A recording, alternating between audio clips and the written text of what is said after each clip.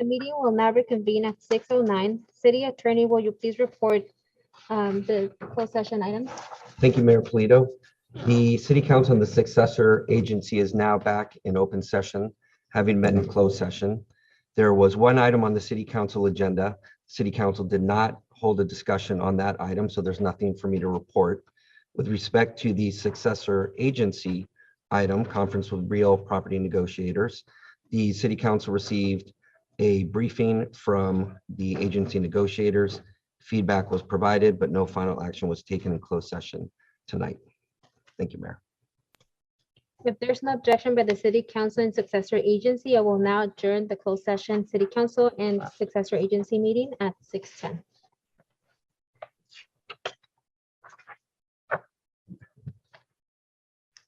Good evening and welcome to the Monday, April 25th, 2022, 6 p.m. regular meeting of the Bell Garden Successor Agency to the Community Development Commission.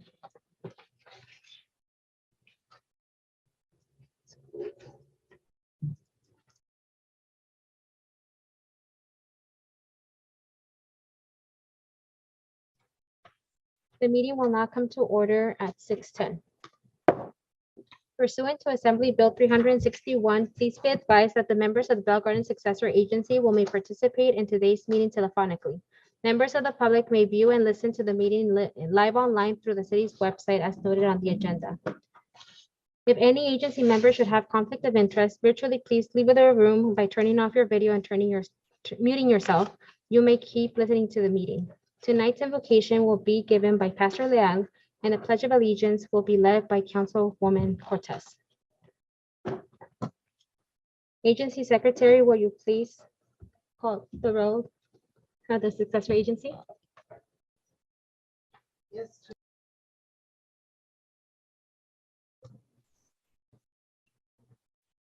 Agency member Marcena.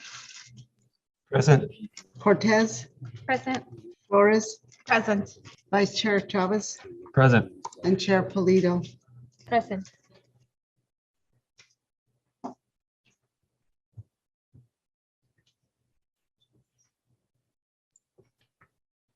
Pastor Leal, will you please lead us? Good evening, Madam Mayor and the councilmen and women of the city, our chief, our manager, and the rest of the staff. It's always a blessing to be with all of you. I thank you for giving me this opportunity.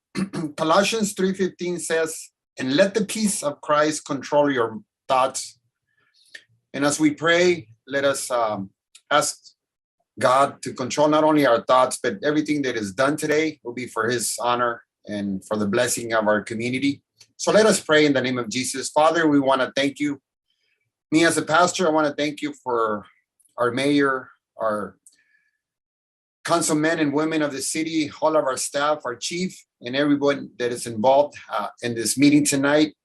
May your presence and your spirit, may your guidance be upon them. And everything that is done will be for the benefit of our city and for your glory. We ask this in the name of Jesus. Amen.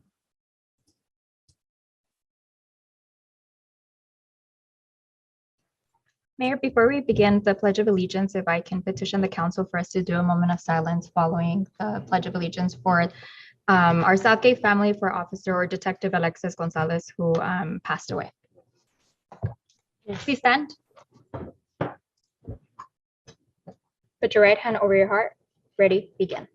I pledge allegiance to the flag of the United States of America and to the republic for which it stands, one nation, under God, indivisible, with liberty and justice for all.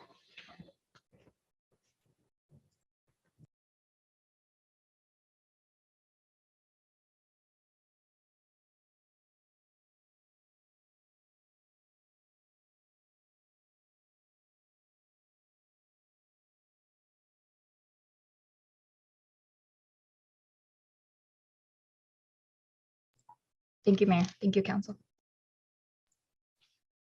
We will now move to the first item on the agenda. Public participation is now open. Agency Secretary, will you please announce the instructions for public participation? Yes, we have 0 written comments have been submitted, Mayor. The members of the public will now have the opportunity to speak on items listed on the agenda. And this is for the successor agency meeting. Please state your name.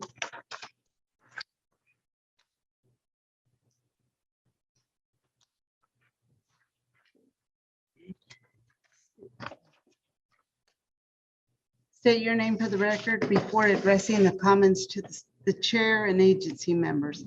Each speaker and written comment is limited to 3 minutes. Written comments will be read out loud after all speakers have been heard. Anyone wishing to make a comment may do so at this time by pressing *9. When instructed, press *6 to unmute yourself. Individuals joining through the Zoom app may request to make a comment by using the raise hand feature on the Zoom. I'll begin with the first speakers. We have 4 raised hands, but I suspect they may be for another item. This is only for the successor agency. Can we translate that into Spanish? Because it looks like they might be Spanish speakers. Okay. Samantha?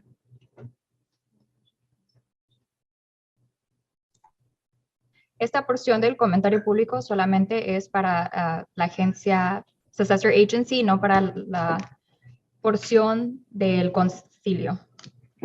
So, si tienen las manos alzadas, es solamente para Successor Agency en este momento.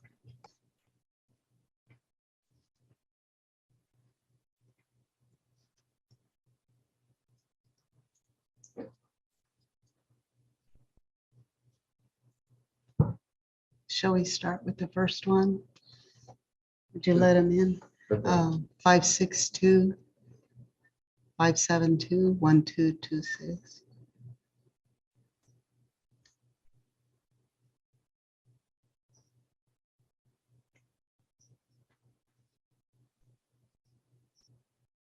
Hello? I'm not sure how this works. Are you making comments for the successor agency, sir? No, I wanted to speak on the rent freeze one. I've never Okay. done this before, so I don't know how to do it. Okay, we'll get to that meeting in about 5-10 minutes. So if you'll just hold Okay. on. Thank you so much. Go ahead and put your hand down and we'll continue. How do I?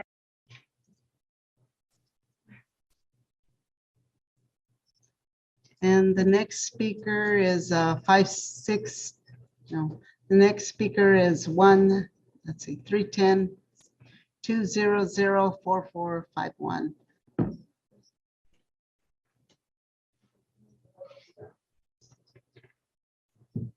Hello. Yes, are you speaking on the successor agency No, agenda? I'm also speaking against the rent freeze. Okay, if you'll hang on about 5-10 minutes, we'll get to that agenda. Okay, Thank you. thank you. Go ahead and put your hand down. The next speaker is 562 417 0690.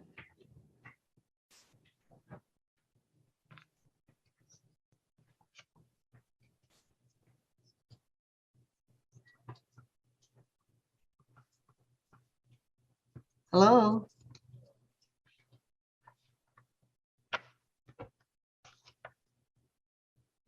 Are they in? Yes, I'm also have my hand up for the rent freeze. Okay, that's the next the next meeting after this one. This is for the successor agency only. So go ahead and put your hand down and we'll get to that agenda shortly. Yeah, if I. Okay, if how do may, I do Mayor? that? Do I just re-enter? I believe so. If I may, anybody on the line right now who would like to provide public comment on the item that appears on the regular meeting agenda, and I believe several of the speakers indicated that they wanted to speak on item. Public hearing. What item is that? Public hearing On the item. public hearing. Right now, we are on the successor agency agenda. And so if you're on the line and you want to comment on the successor agency agenda, the only item that appears on that agenda is the approval of the warrant register. So put your hand down if you don't want to provide public comment on the warrant register for the successor agency. Once the successor agency meeting is closed, we will move on to the city council agenda. And at that time, if you'd like to provide public comment on the public hearing, we will call you in that order that you've appeared here on the line. I hope that clarifies things for everybody. Thank you.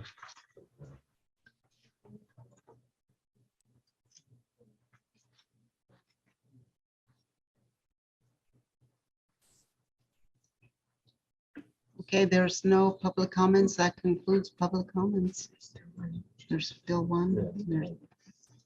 There's still one. Lilia Chavez. Hi, Liz, would you let her in? She's probably.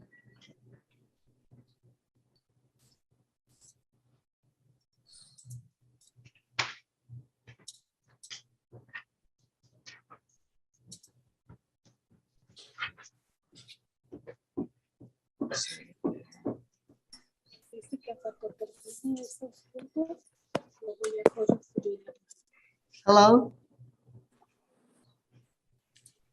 Hello? Se me hace que me están hablando, pero yo no le hice mover. Pero dice ahí que acá. Señora Lilia, ¿nos escucha? Sí. Le están dando la oportunidad de hablar ahorita. ¿Habló para hablar sobre lo de la renta? Sí.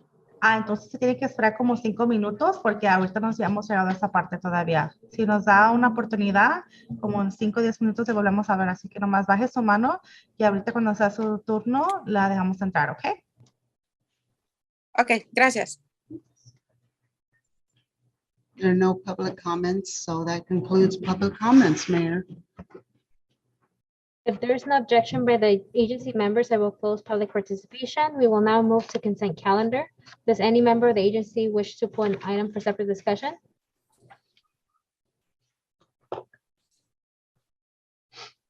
I will call for a motion to approve the item on the consent calendar. May I have a motion? Moved Cortez. Second, Flores. We have a motion and a second. Agency Secretary, will you please conduct a roll call vote? Yes, Chair. Yes, Chair. Agency members Barcena, Yes. Cortez, Yes. Flores, Yeah. Vice Chair Chavez, Yes. and Chair Polito. Yes.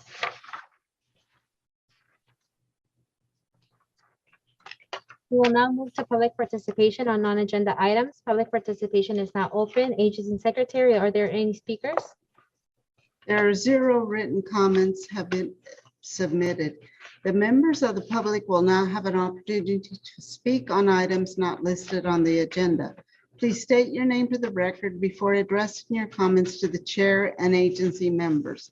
Each speaker and written comment is limited to 3 minutes. Written comments will be read out loud after all speakers have been heard. Anyone wishing to make a comment may do so at this time by pressing *9.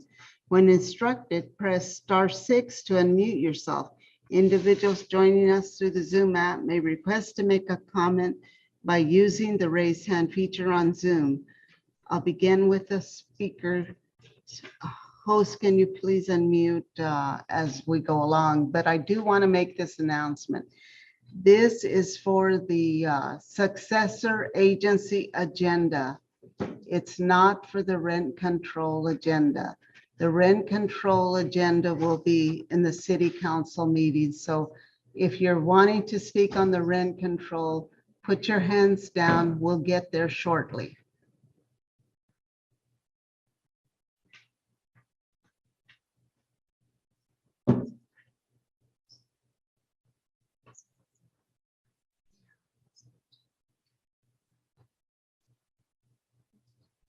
This is for the successor agency agenda.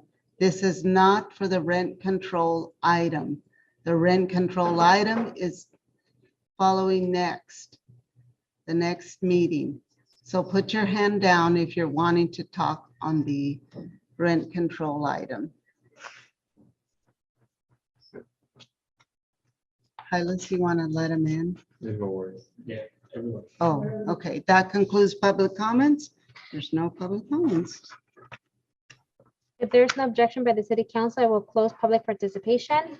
Does any council member, agency member wish to make a comment? If there's no objection by the successor agency, I will adjourn the successor agency at 6:24 and call to order city council meeting.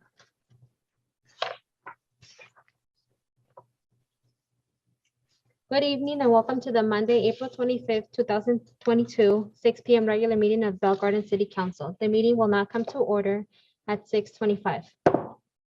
Pursuant to Assembly Bill 361, please be advised that the members of the Bell Garden City Council may participate in today's meeting telephonically. Members of the public may view and listen to the meeting live online through the city's website as noted on the agenda. If any city council member should have conflict of interest, virtually, please leave the room by turning off your video and muting yourself. You may still continue listening to the meeting. City Clerk, will you please call the roll of the City Council? Yes, Mayor. Council members Sparcena, Present. Cortez, Present. Flores, Present. Mayor Pro Tem Chavez, Present. and Mayor Polito. Present. We will now move to the presentation. City Manager, will you please introduce the presentation? Yes, thank you, Mayor Polito. The first item is a recognition of a Bell Gardens band, the Black Mambas band, specifically in recognition of their upcoming European tour that starts next month in May.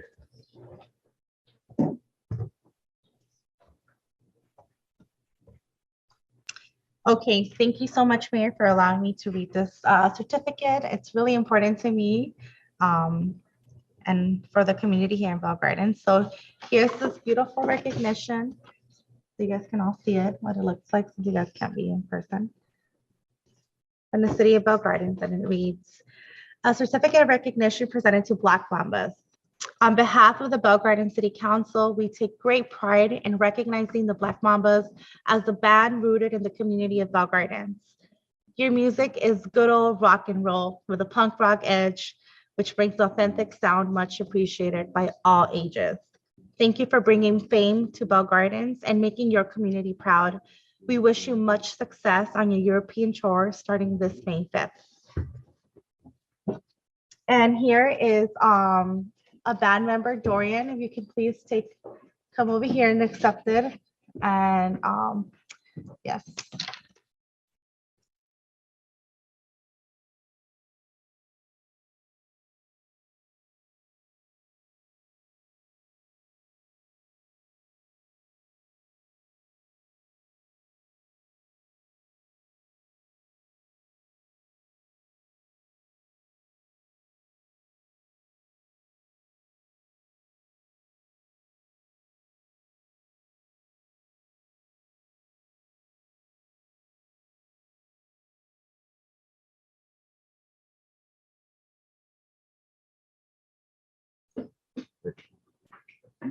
Awesome. So on behalf of the band, I was going to thank you to the City Council.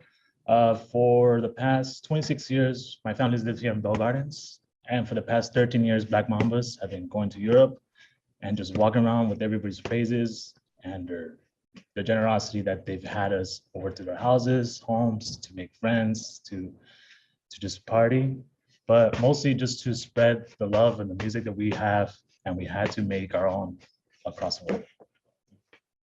That's it.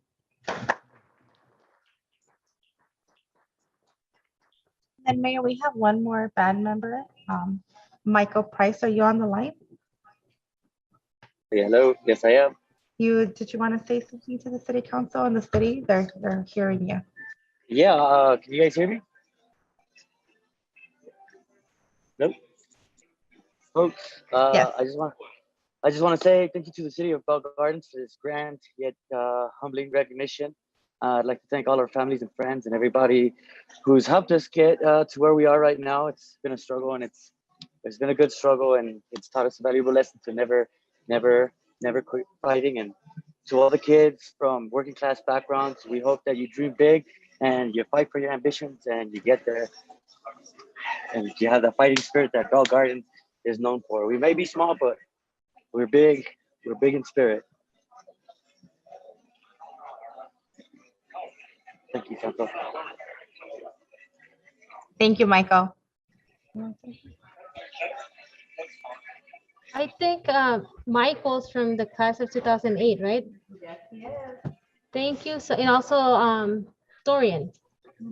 Yes. Thank you so much for bringing such great representation to the city, to the class of 2008. Lisette and I are both from that graduating class. I have no talent in dancing, singing, playing music, and I'm just so glad that others have it, and you're representing the city of Bell Gardens and all over the world. We try. Thank you so much, and continue making us proud. We'll do, Council. Thank you. And just real quick, guys, I like Maria said, we are class of 08, and obviously we're very proud that all of us went to the same schools, had the same teachers, had the same struggles, and we're out here trying to make it, happen for our community. I know that the genre is now widely accepted or appreciated in the community, and you guys fought through all the adversity and even got me to go out to your show. So I'm so proud that you guys are going to be sharing your love and talent in Europe, and you guys always represent our garden. So thank you. Thank you. Mayor? Yes. I just want to say, I haven't had the pleasure of listening to your music, but I think one of you mentioned something very important, and that's the fighting spirit of the city of Bell Gardens. And I love that you're exemplifying this, that you're bringing this message for everyone to keep going and to bring inspiration for our future generation. So thank you for being here with us tonight, Councilwoman Flores, for bringing this forward. It's always nice to recognize members from our city, from our high school. I'm class of 10, but we overlapped a little. Who are making it out there and who are fighting for their dreams in whatever respective field they choose. So congratulations, and I look forward to being introduced to your music. Thanks. Madam Mayor, if I may. Yes. Guys, I want to say congratulations on going on tour again. I've actually heard you guys at the Legion here in Bell Gardens, and I've known about you guys for a while. I grew up skateboarding here in the city, so as you can imagine, there was a little bit of punk rock somewhere along my life. And I'm glad that you guys are doing good, and you are here being recognized. I suspect that Councilwoman Flores brought you guys on board, and that's pretty awesome, council member. I commend you for that. And yeah, you guys, I wish you the best of luck and keep representing BG. Yeah. Yeah, I'll just make it brief. Thank you so much for representing BG and being in places that I've never been to Europe. I think it'd be pretty cool to go out there, but the fact that you're representing BG out there is really dope and cool, and just really appreciate everything that y'all do in terms of inspiring the next generation and trying to get involved with the arts. I graduated 7 years ago, class of 2015. I've never heard of the music, but I look forward to listening to it. I don't know if y'all are on SoundCloud or any of that, or Spotify, but shoot me the link, and for sure I'd be listening to it. Thanks. Sorry, I'll listen to the free trial on Apple Music. Sorry.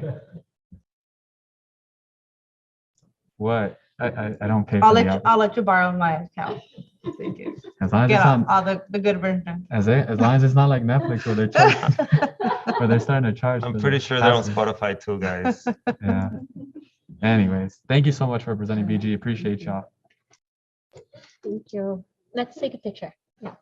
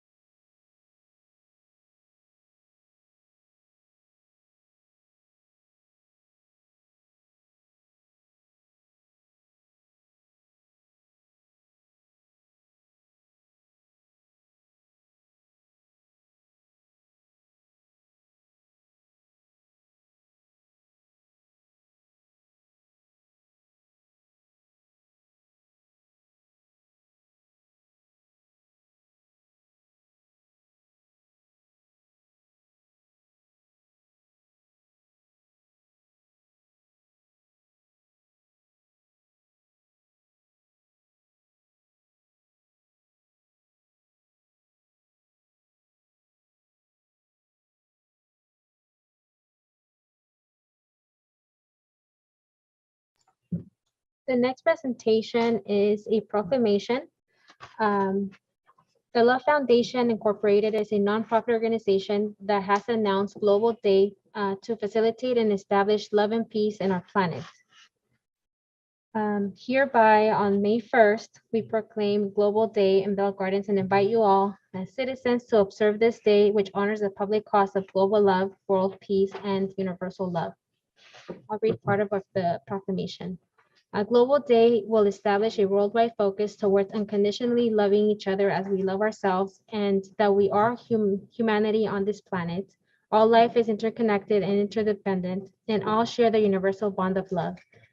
And that love begins with self-acceptance and self-forgiveness.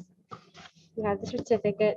So please be nice to each other, love each other, and accept differences and agree to disagree. Thank you so much.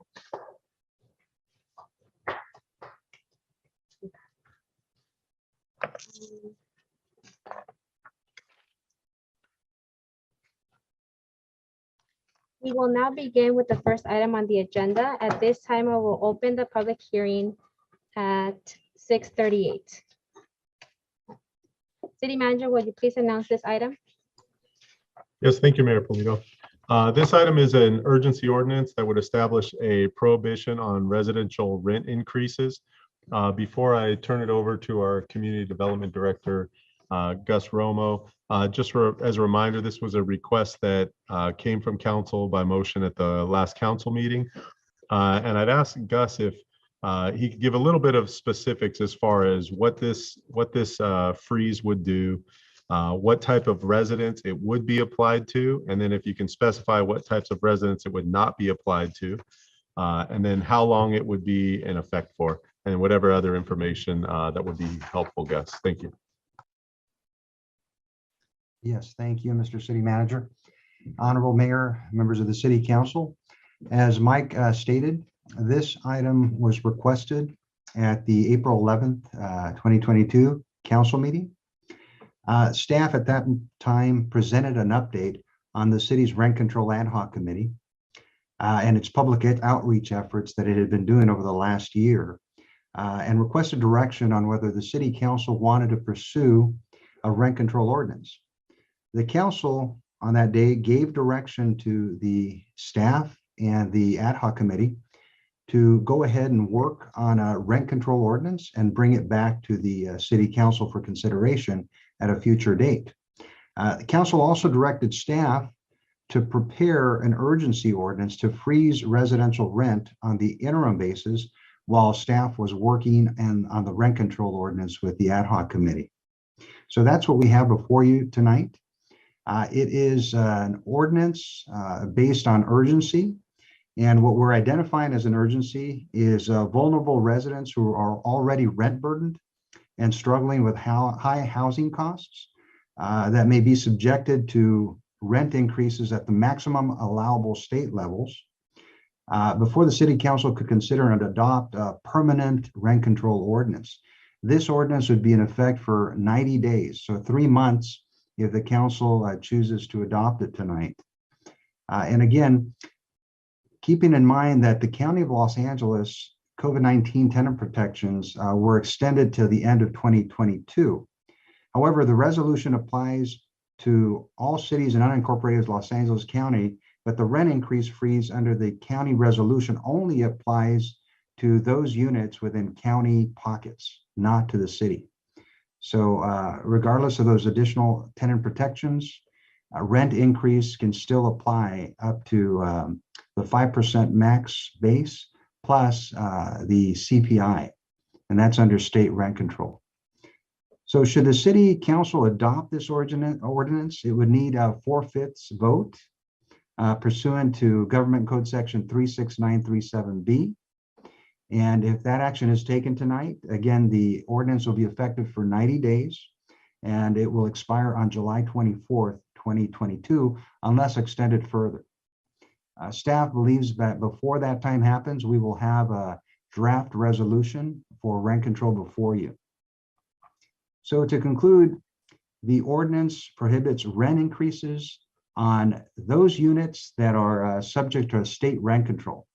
It does not subject single-family homes that are rented under this. So single-family homes are exempt from this, as well as condominiums. So right now, if you do take action on this ordinance, it will only apply to those units, multifamily units, that are subject to state rent control. So just to be clear on that. And that concludes my presentation. Our city attorney is here also to answer any questions. I believe Assistant City Attorney Norma Tabares is also on the call. She's been the one working with us on this ordinance. Thank you.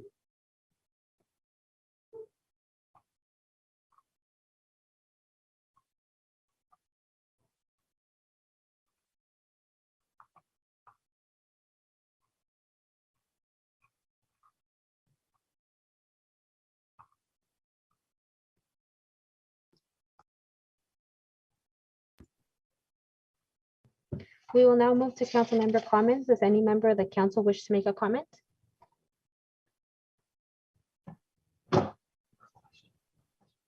Questions or comments? I want to make a brief comment.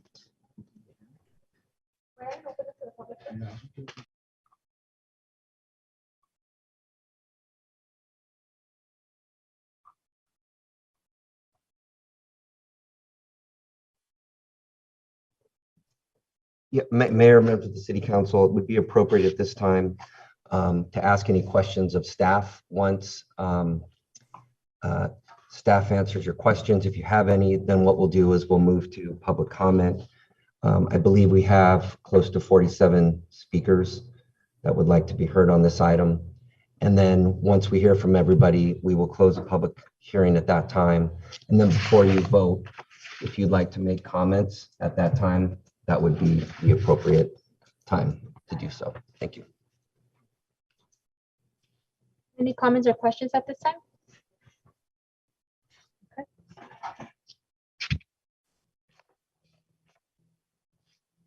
We will now open public comments for this item. City Clerk, please announce the instructions for public participation.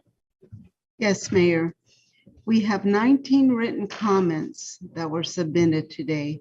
The members of the public will now have the opportunity to speak on the public hearing item number 1. Please state your name for the record before addressing your comments to the mayor and council members. Each speaker and written comment is limited to 2 minutes due to the volume of speakers. Written comments will be read out loud after all speakers have been heard. Anyone wishing to make comment may do so at this time by pressing *9. When instructed, press *6 to unmute yourself. Individuals joining us through the Zoom app may request to make a comment by using the raise hand feature on Zoom. I will begin with the first speakers. Host, can you please open the door for Maria Padilla?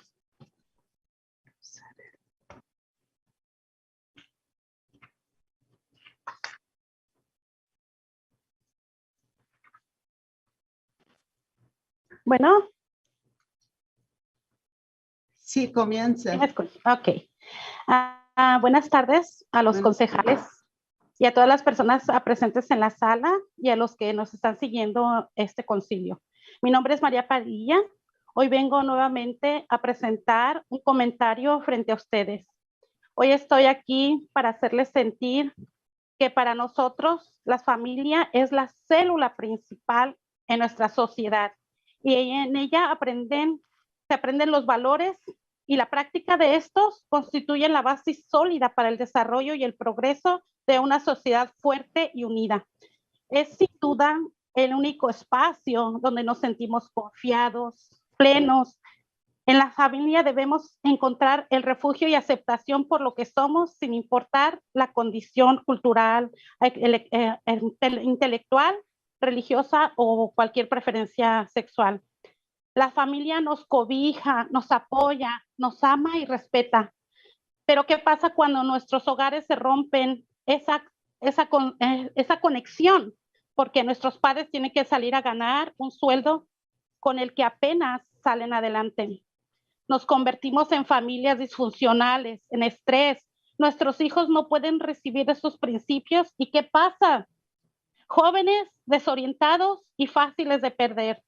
Hoy yo como madre de familia les pido a los miembros del consejo que no nos dejen solos.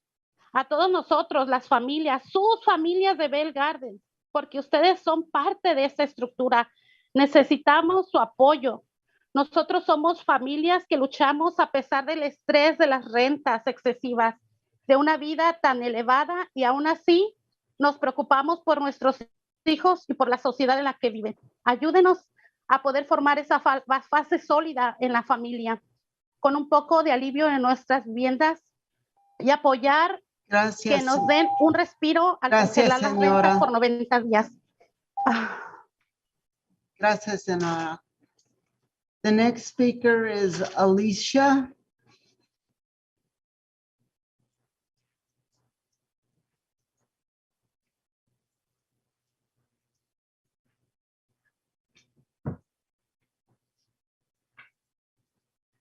Hello. Hello. Yes, proceed with your Good afternoon. comments. My name is Claudia Castañeda, and I'd like to speak against the rent freeze and the rent control. As the lady that spoke before me, she's referring to the family. You know, we owners have families too. We have bills to pay, and nobody's stopping the taxes. Nobody's stopping the water increases. Everything we get in expenses. Nobody is, raising rent or anything for the fun of it. We all have families. We have to come up with something that works for everybody, not just for the tenant, for the landlord, because when we're not able to afford the payments, we will sell those properties, big companies will buy it and raise everything to the rent value. So who's winning? Nobody. Definitely not the tenants, definitely not the families. And I asked the council members, what do you want? Big corporations buying everything that the small owners won't be able to afford? Is that what you guys want? Them as new owners, they will raise the rent to the rent value. Everything will be over $2,000, regardless of having rent control or not. Let's think as a family. Let's work together. Let's work for those families that will lose their homes once a new owner comes in. I won't be able to afford my payment. I'm already trying to sell the property. Is this what the council wants? Is this what tenants want? They probably don't even know what's going on behind doors. Please open your eyes. If you have a good landlord, why are you doing this? I don't know one landlord that raises rent because they want to make more money. We all have families. We all work. We all have to make the payments. And here, the people that is going to be affected is the tenant and the small business. The small landlord that is already struggling to make a payment. We have families too. I have little kids to feed too. Thank you. I think I bring a point that nobody's thinking about it. We all have families. We all have bills to pay. And the small owners, it's me. What we're going to do is just sell. Who's going to buy big corporations? Thank you, Alicia. Your 2 minutes is up. You're welcome. Have a good evening. Our next speaker is James Rodriguez.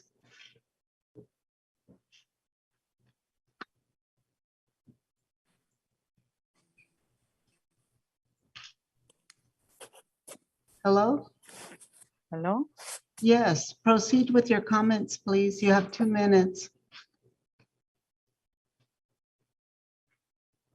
Mute. Okay, I'm sorry, I'm unmuted. Can you hear me? Yes, I can hear you. Go ahead My, with your comments. Okay, my wife and I, we own property in Bell Gardens. We would be considered mom and pop. We are 60 years old. We've spent all of our life saving money up so we could buy a little house there, and then there's 3 duplexes behind it. We've had full-time jobs all our life. We've raised our family. We worked on the property after we were finished with our full-time jobs at night. And then every Saturday, every Sunday, early in the morning till late at night, just so that we could put in new plumbing, that we could put in new paint, upgraded it, the electrical, the vinyl windows. We put new flooring, air conditioning, we put new granite counters. What else? Nice fixtures.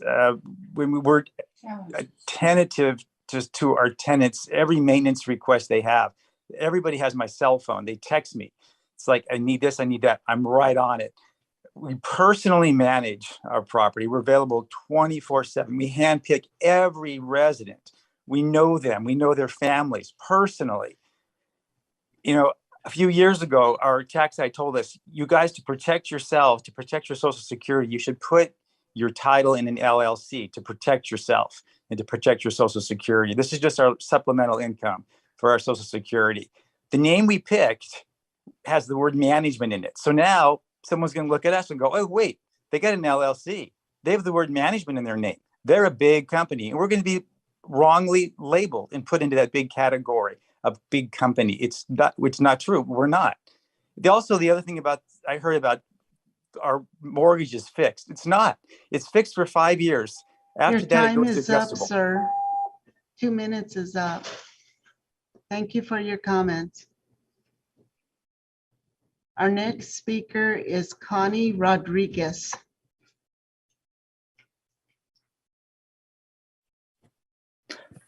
Hello. Yes, go ahead and state your I comments. also own property in the city of Bell Gardens. One thing that you guys are really missing out on is that earlier you were talking about how friendly, how proud to be a part of Bell Gardens with the singing group and the awards and bringing the community together.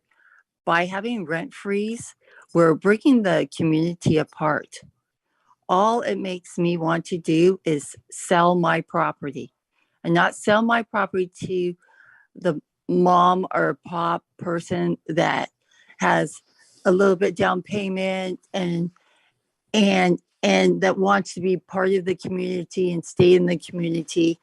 That's how I started.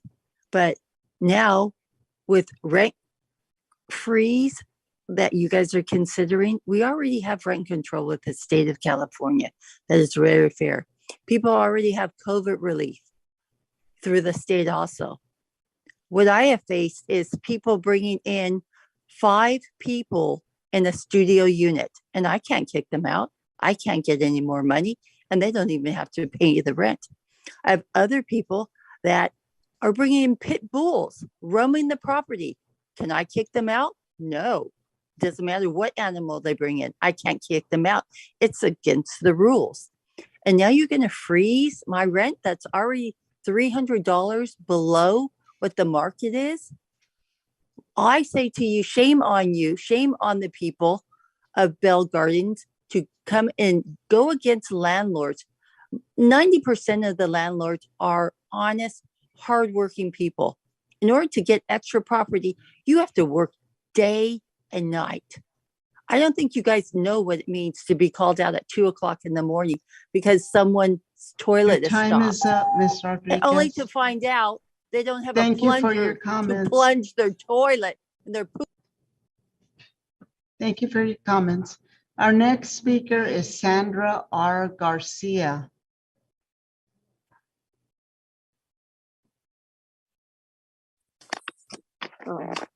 Hi, I'm Sandra. Hello to the council members. I am Sandra Garcia, family of 5, a resident of Bell Gardens all my life. Been in the same house for 24 years where rats, roaches inhabit a home, and we had no heater for a long time, no smoke detector. Now I'm here to vote yes on rent control, to ask council to think about their community. There's many families losing their homes without cause. Rents are being hired when they shouldn't be hired to $200, $300, $400. We pay water. Most of BG pays water. We pay the water, not the landlords. So I'm here today because AQP Management Company has been trying to evict me for the past 2 years from the place we call home. My rent has been paid on time, and they have no good cause to evict us. We never refused to pay rent, even when our prior owner, Bruce, was always a slumlord. An AQP company has only made Mickey Mouse repairs. I have about 30 or more dwellings just this year, and we called the city for help, and they sided with AQP. They are not doing their job. 2 years, they're not done with the repairs. That's ridiculous in our home. AQP has cut our grass one time in 2 years. We're asking for rent control Please think about our families. It's very stressful. I have anxiety, sleep deprived. Our home is no longer our safe haven. Not only me as a mother, but my children also feel it. Our children shouldn't have to worry about or stress about being homeless. We have been harassed by AQP, and it breaks my heart to see my 10-year-old lose sleep. Where are we going to live, Mom? I don't want to be homeless. We don't want to move out of Bell Gardens. Our children are all Lancers. We want our councils to support us, and our community needs rent control. There's so many bad landlords that won't make repairs. Please pass rent control so all families can live in peace. And I have Thank you for your comments. Your time is up. Thank you. Thank you. Our next speaker is area code 310-200-4451.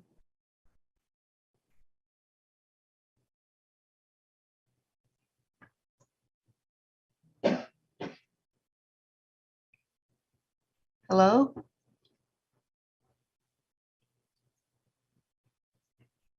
Please unmute yourself. Hello? Hello? Hello? You can Hello? go ahead and state your comments, okay? Yes, okay. My name's Jesse Silva. I'm calling. This is one-sided. Please don't freeze. I'm gonna give you a quick story. I had a tenant, stayed there 5 months, applied for the help, left my apartment as soon as she got the money. So she, not only did she not pay rent for 5 months, I got the exact amount she got. She got $5,046, and she left and didn't pay me. Why? Because the help went to her, not to me.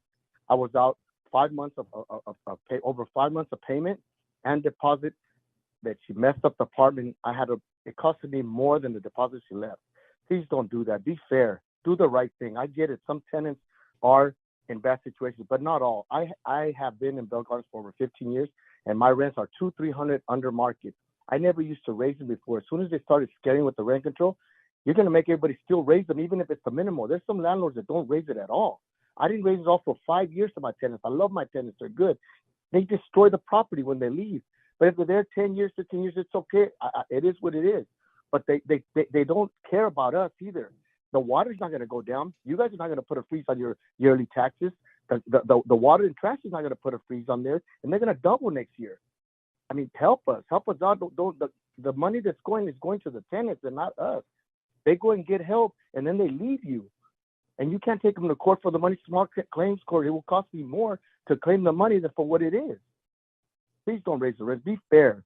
I get it. You know, there is some people that need the help, and yes, but not all landlords are like that. Trust me. I know. I own a few properties in Southgate, Bell Gardens, and Compton. I don't treat them bad. I know all my tenants. I have long-term tenants because I take care of them. But if you guys do this, whatever the minimum is, I'm going to be forced to do it every year now. Because also my property is not worth the money. When I come to sell it, if my rents are low, it's not going to be worth the money. You guys are messing us up all ways. We're not getting no help. Nobody came to my door and said for the 5 tenants. Thank you for your comments. Your time's up. I had no help. Thank you. Thank you.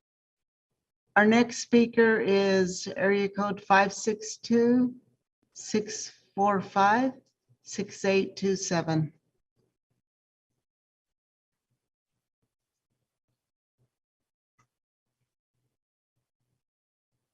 Please unmute yourself.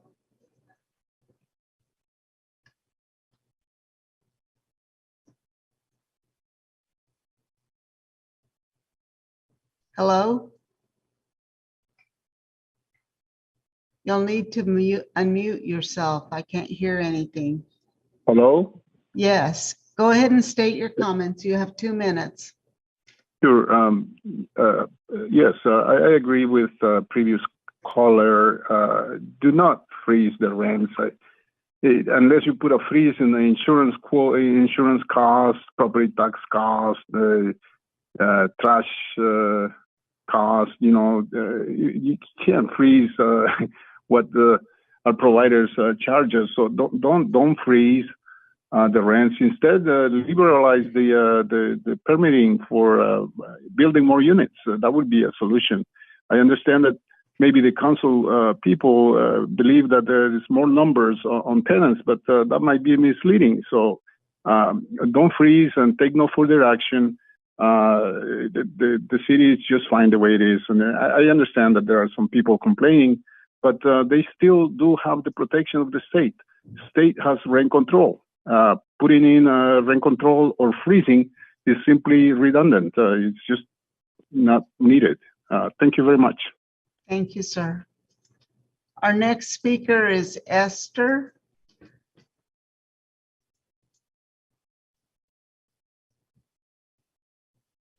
Esther, will you please unmute yourself? Hello. Yes, go ahead and state your comments. You have 2 minutes. Hi. Just to clarify, I'm actually Maribel. It's an error on the Zoom, but it's Maribel. And I'm calling in because I want to agree with the previous 2 speakers.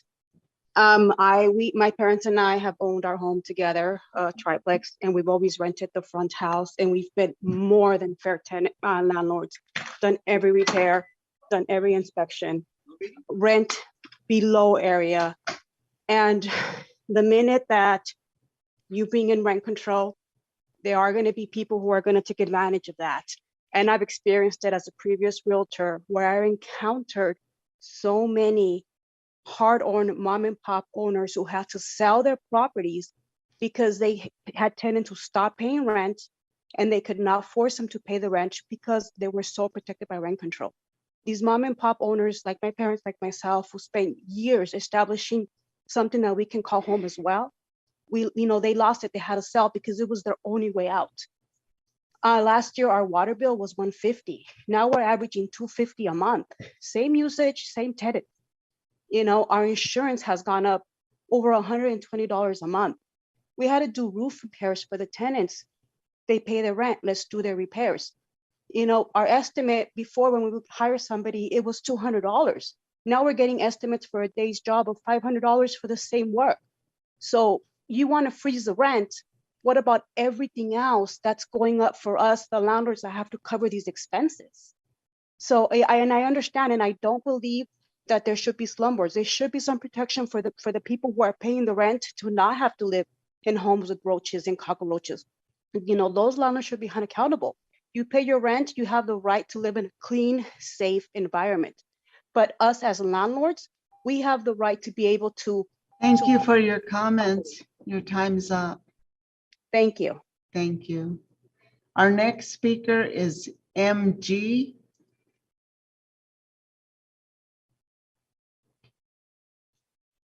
Hello? You may unmute yourself. Yes, hello? Okay, go ahead and state your comments. You have 2 minutes.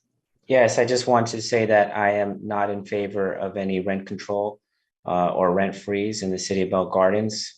It's really tough to own and to own any properties as it is, to be able to, save up money to buy these properties, to hopefully leave them to your kids. And then, if, the city comes and does this, it immediately devalues the properties, of most people, like myself, that just live in one of the units and supplement the income. So it just makes it, really tough for mom and pop owners. And, like some of the other people said, it just makes us, want to sell it right away and not even be involved in the city, which is really sad, because it's a great city, and so, yeah, that's what we have, pretty much what I have to say. Thank you. Thank you. Our next speaker is Dawn. Please unmute yourself, Dawn. Hello, my name is Don. I'm on the ad hoc committee, and I want to thank you for your time tonight and everybody's inputs. What I wanted to make sure everybody knew is that right now the state law does give tenant protections that nobody can raise more than 10%. Currently, that's a maximum, so there is protections in place. So it isn't like people can get $300, $400, $500 a month rent increases. It's not legal. To put in a rent freeze right now, it just seems to do an emergency ordinance that there's, it seems aggressive, like it's an overstatement. I don't see the necessity for a rent freeze right now with what's going on. I hear your concern to protect tenants from the rising costs, but I think we also have to realize that you're you're also there, you have to be concerned about protecting the property owners from rising costs also. So it has to be a duty. You have a duty to protect both the owner and the tenant. So it is a tricky job. I did read the urgency ordinance. It appears that it's in effect on 4/25/22. I just wanted to see, I couldn't understand reading it. If an owner raised their rent and they served a 60-day notice from 3/1 to 5/1, effective May 1st, will they be allowed to have their rent increase on May 1st? Or is it the city's intention to invalidate all the legal notices between the tenants and the owners? I don't think they should be allowed to interfere in their contracts if the notices were legally served and the rent increase becomes effective May 1st. As long as that notice is served before April 25th, that notice should be allowed to legally be in place. So I think that's something that needs clarification. And that's all I have to say right now, that I just think the rent freeze specifically is kind of not necessary while this is being studied regarding the other item. Thank you very much. Thank you for your comments. The next speaker is area code 562-417-0690.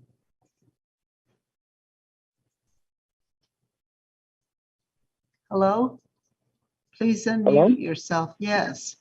I'm ready for your you hear me? comments. Yes, I can hear you. Yes, Yeah. I'm also in agreement that there's no need for rent freeze. The cost of everything associated with being a landlord has gone up 30 to 40%. The tenants need to understand their groceries, their gas, their clothing, everything that they do has gone up. And here they want to freeze the rent, or they feel the right that they shouldn't have to pay more rent. Well, as the costs go up, it's inevitable. Nobody's getting rich by renting an apartment. So with that being said, I'm opposed. Thank you to everybody. Thank you for your comments. Our next speaker is area code 562-572-1226.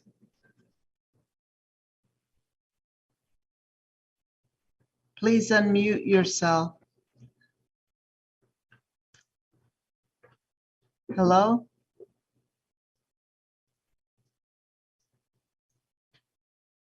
Hello?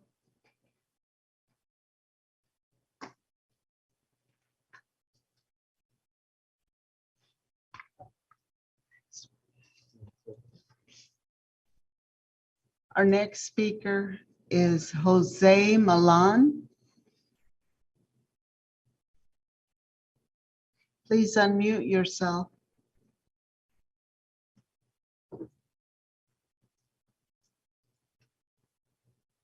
Hello?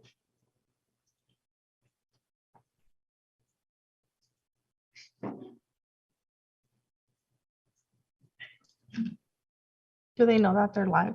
Are you there?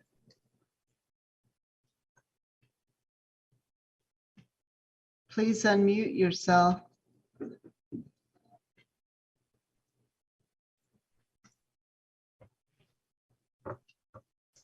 Maybe in Spanish?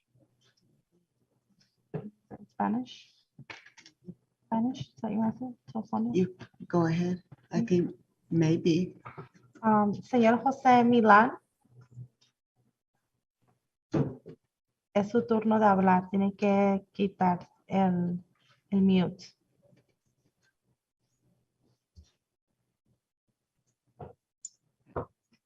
All right. Let's go to the next speaker is Juanita.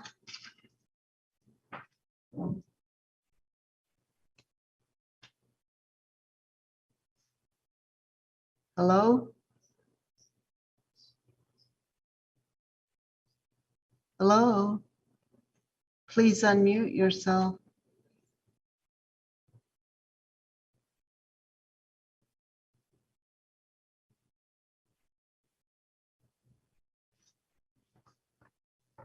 Next speaker is Laura.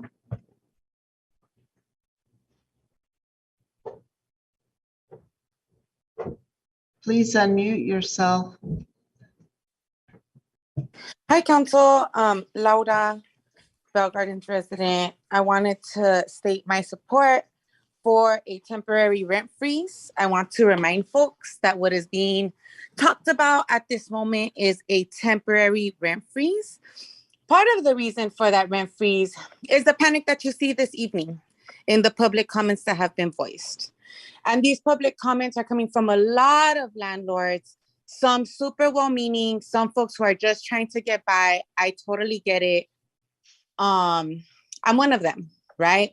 But rent freeze is temporary because what happens is that corporate developers, corporate landlords that do exist, whether we choose to believe it or not, and someone threw out 90% of landlords are mom and pop. There is no study of that in Bell Gardens. And so it's really important that we protect renters because now that this subject has come up clearly, there is a panic. And these landlords are, some of them are starting to raise their rents. Well, what I heard in an earlier comment was, if you implement rent control, I'm going to increase the rent every year. It was a promise. So this is already the threats that are happening, even without a policy, which is why we need a policy until this is determined. And I agree that there are a significant amount of mom and pop landlords that have the best intentions in mind.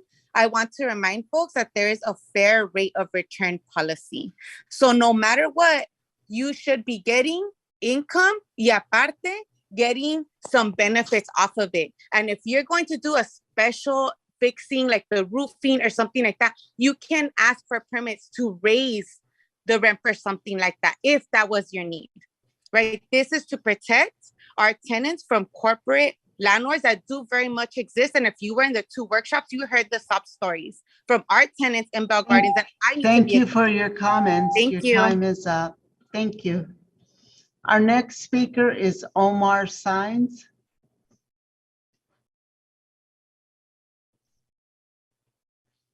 Please unmute yourself. We're ready to hear your comments.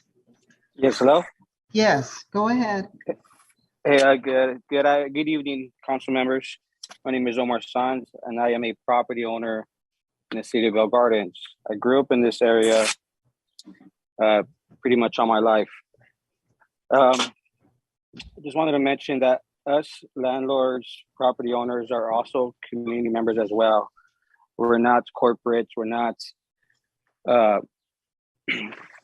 developers, nothing. We're, your neighbors who go to work as well, from, before the sun comes up till the sun comes down. I wanted to talk about how inflation has hit us as well. The water rates have been rising, taxes have gone up, and everything every time we call a handyman or get some maintenance done, even the landscaping, monthly landscaping has gone up. And I am against the rent freeze, and I am not against rent control because the state of California already has a rent control. So we're not against that. We're just against, this rent freeze, which is taking an advantage, taking it a step further, which I think it's unfair and truly one-sided. I remember when you guys proposed a rate increase for the water, you guys mentioned how we needed to raise rents now before a big developer buys the company and raises the rents a lot higher. This is the same situation. We're a lot of mom and pops. We need to raise our rents to be competitive and keep our units up to date. And if we can't, and if that can't happen, we're gonna sell to a corporation who's gonna raise rents much higher every year, and it's just gonna get hard to get into these units and rental properties. This is the same situation. You guys brought up that scenario, and I'm throwing it right back at you guys. It's the same situation here, guys. And I really wish you listened to all the callers that are coming in, because these are the people who are going to be affected. If you were going to be affected by this and you really mattered, and not Your really time mattered, is but up, this was sir. important. Thank you. Thank you for your comments. Thank you. Our next speaker is Jasmine.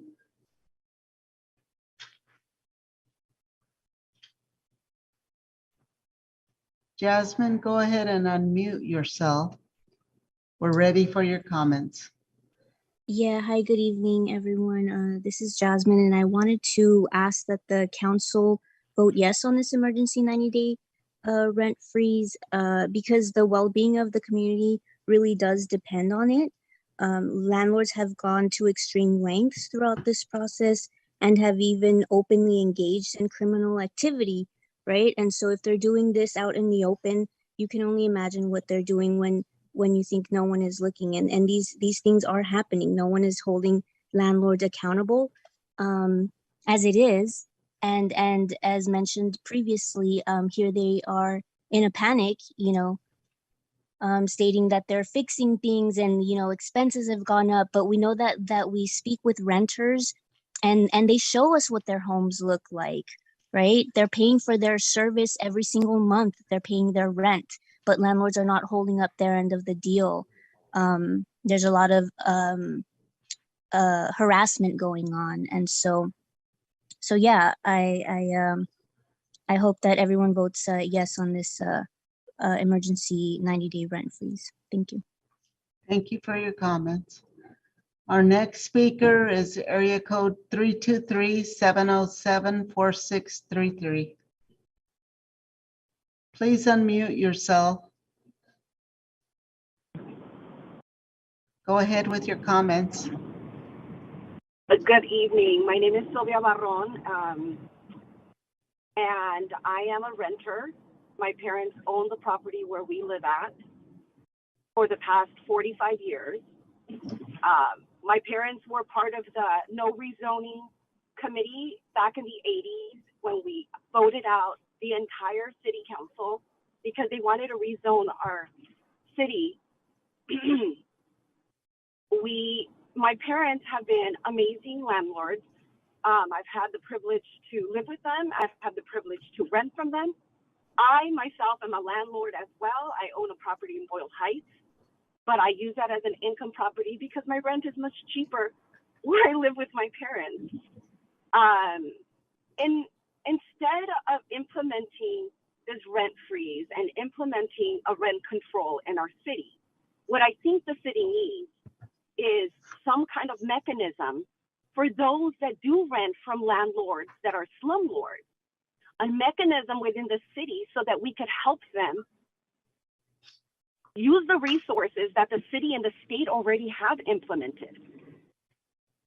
There is so many, we could outsource this to a nonprofit that could come in and help our tenants in the city when they do have problems with their landlord by the rules of the state of California. But instead of wasting the time of the city and putting in rent control, let's use what we already have. Instead of wasting money and wasting time trying to implement and make studies on things that already been studied by the state of California. So instead of implementing a rent control, why don't we put in a mechanism within the city instead of doing a rent control commission or outsourcing it to an attorney or something? We could implement something within the city so that we could help. Thank you for the your tenants comments. go Your time somewhere is up. to file a complaint and help them. Thank you for your comments. Your time is up. In the system. Thank you. Our next speaker is Ramona Curell.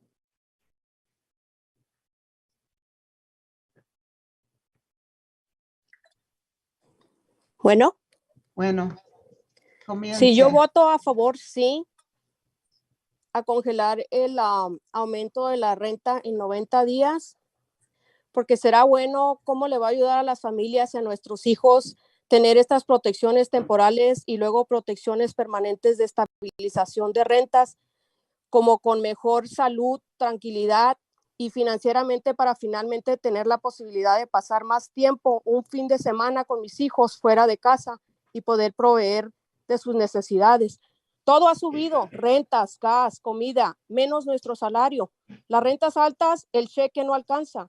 No estamos en contra de los dueños, estamos en contra del abuso, acoso de dueños injustos como el mío, que no arregla nada y solo sube la renta.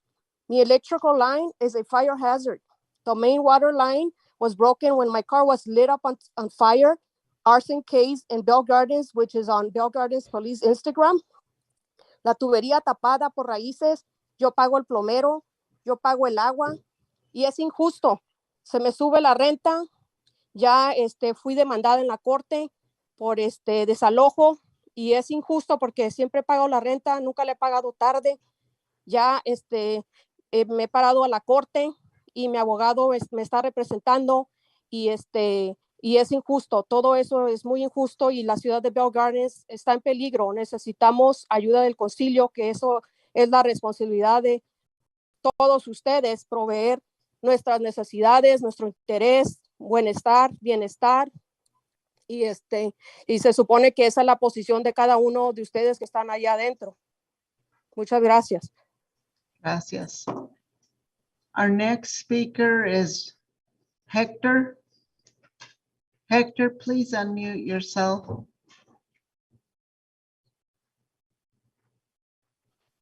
Hello? Hi, so this is Hector speaking. Okay. So, go ahead. yeah, so I would say go ahead and pass the rent freeze. Number one, because politically, you guys will have enough backing to get reelected. Sorry, I was running. You guys will have enough political backing to get reelected, so it's really inconsequential. Number two, a lot of these landlords have been benefiting off of Prop 13, where your property tax only goes up by 2% every year. So they've had all these years, and especially that person whose parents have owned the property for 45 years, they've had all those years to reap those benefits. I think if you go a couple of months without taking rent, and it's going to be and you're going to lose a property because of that, it's really because of your financial responsibility. The ones that act like they're doing the ones that own the property, they want to make it seem like they're doing it out of the kindness of their hearts, but ultimately it's a profit motive. And honestly, people need the rent control needs to pass more than they need the property. There's already standards to take care of renters in California. So I would say, you're safe in passing this rent freeze. Thank you. Thank you for your comments. The next speaker is 2021. Please unmute yourself. We're ready for your comments.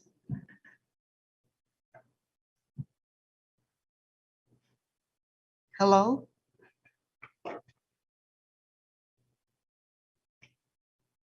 Hello? We'll go to the next one. Martha Pineda.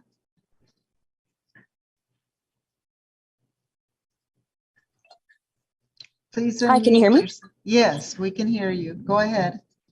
Thank you. My name is Marta Pineda. I work actively in Bell Gardens. I have spoken with hundreds of people, specifically tenants in Bell Gardens. I do want to clear up a few things. I want to say that the state of California does not have rent control. 8B 1482 does not function as a rent control, but just to address rent gouging. Also, from my understanding, the state rental assistance goes straight to the landlords. So I don't know how folks are saying that it's going to the residents when it's going straight to the landlords. And this means that rent control doesn't mean you can't raise the rents. You can always raise the rent. It's providing a limit. It's providing a cap. I also want to say that this meeting is very inaccessible. People who are calling in, there's no translation in Spanish. So this is already an inaccessible meeting. A lot of residents have told me they want to be part of this meeting, but they don't know how to use Zoom. So I will say that you have a lot of people who are not saying what they need to say today because it's just not accessible. Thank you. Thank you. Our next speaker already spoke, MG. So we'll go to Maricela.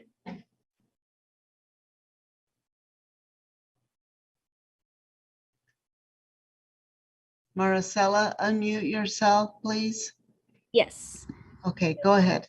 My name is Maricela, and I just want to clarify that there's a lot of folks that have been mentioning that they're small mom and pop landlords. So if you truly are a small mom and pop, you own less than 4 properties, or you're someone who like genuinely lives in your house and you rent and live in that same property, then come to the vecinas, really understand the ordinance that's being put forth, because Gus has not been explaining this in a way that is truly accurate. His information has been very misleading and very one-sided. I also want to express that this rent freeze that we're talking about right now does not mean landlords cannot continue to collect rents for the next 3 months. It means that unfair landlords, like those of us who have mentioned they're good landlords and we want to get rid of the slumlords, this is for those predatory landlords. Those are the ones that are already ready to increase the rent, right?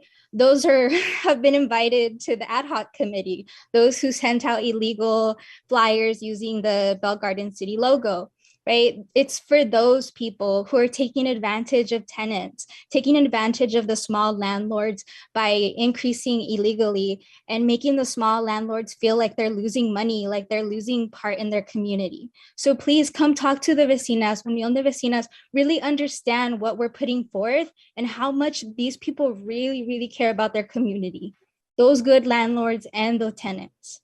Thank you. Thank you for your comments. The next speaker is 2021. Please unmute yourself. We're ready for your comments. Hello?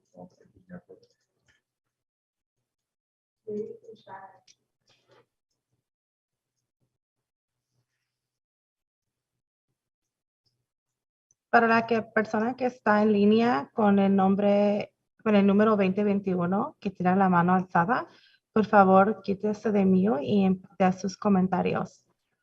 Es su turno de hablar.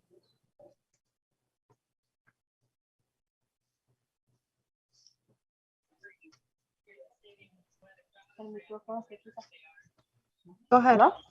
Sí, ya está lista, pásale. ¿Sí? ¿Hello? Sí, la escuchamos. Es su turno de hablar. ¿Sí me escucha? Sí. Ok. Sí, mi nombre es Silvia Villeda.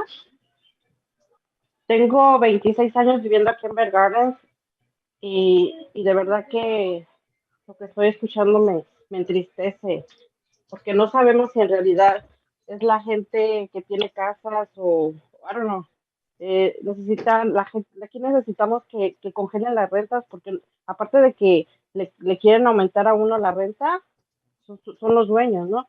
Pero también ellos viven de nosotros. Aquí los salarios están bajos y se les paga la renta y todavía quieren aumentar más rentas. Yo creo que es injusto, porque aparte de eso no arreglan las casas. Mi casa ha estado por 6 años llena de moho, que mi hija se me ha estado queriendo morir del asma. Y el señor me mandó al City Home. Me dijo, ve a la ciudad, allá que te lo arreglen. Arregla eso.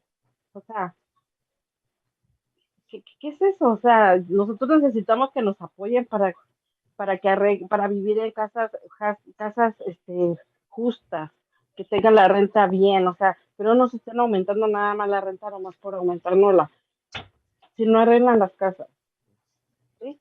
Ahorita estamos todavía en una pandemia, a mí me ha afectado demasiado, porque yo me enfermé de COVID también, todos nos hemos enfermado, pero la renta no se le ha dejado de dar, no se le ha dejado de dar al dueño, al contrario, nos aumentó $100 más este año, y en la mera pandemia nos aumentó 200, y se le dio el dinero. Yo creo que es una injusticia que ustedes no nos apoyen. Gracias. Gracias. Our next speaker is area code 562-572-1226. I think they spoke already. No answer. Oh, No answer. oh, yeah, no. Oh, they're gone. They, Okay, the next two already spoke. yeah. And then, yeah. Okay, the next speaker is area code 562-618-1737.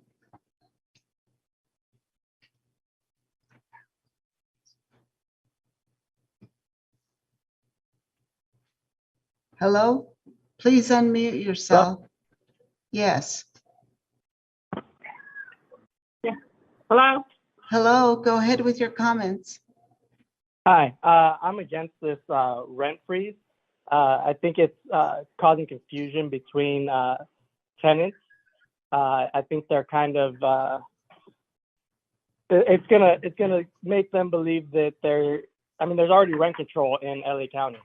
And it just seems like there's gonna be confusion where they're gonna think that rent can't be raised. And I mean, we can raise the rent. There's just a certain limit each year that we can raise the rent, which is fair.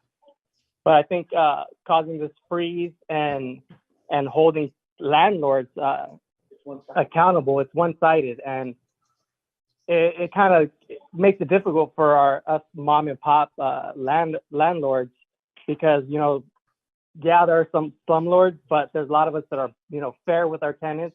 Haven't raised rents on my tenants for a few years, even though inflation is catching up with me. And with this freeze, and then if you guys are gonna, depends on what your guys' next move is with rent control in the city. If you guys are gonna have different terms of how much we can raise our rents, that kind of puts us landlords in a bad position, because look at the prices of homes right now. I haven't raised my rent in years, so my rent is at below market value. So even if I wanted to sell my property right now and cash out just to avoid any headaches, I can't, because who's going to buy a property that is upside down? So it just seems like, I understand tenants, do need help, but, us landlords need help as well, because we're not all big corporations that can, fund these properties. We're living off some of these properties as extra retirement income. So, it's just something that I think, we need to figure out how we can benefit both landlords Your and time's tenants. up, sir. Your time's up. Thank you. Okay, Thank you. The next one already spoke, Hylas. Okay. And then the next speaker is area code 562-618-1737.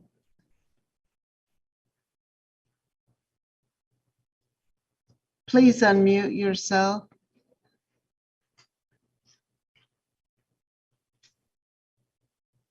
Hello? Hello? We're ready for your comments, sir. I'm against the rent control. It's a one-sided thing, just like the gentleman said earlier. And the government is not helping the landlords. The money, the girl said earlier that the money goes to the landlords. That's not true. If the landlord is not connected to the tenant, which the tenant is not going to connect you to them, they issue the check to the tenant, and the tenant gets all the money. You have to help the landlords. Your taxes are high, water is high, repairs are high. You guys are going to make it look like South Central, where all those tenants with rent control can't afford to fix their houses, so the properties are deteriorating. It looks bad because there's not enough money to maintain. So what happens? You got properties that look like crap. You're still gonna. They talk about slumlords. You're still gonna turn people into slumlords because they can't afford to repair. So you're back to the same thing where you can't afford to fix the property because the money's not there. So what are you going to be called? Slumlord all the time. Yes, there is some that don't do it. It's understandable. There's spots in the city that look out for that. They go out there, the health department, and sees unsafe place to live and whatnot, and yeah, crack down on them. I understand that, but not everybody's like that. And 80% of the people in those gardens are mom and pops.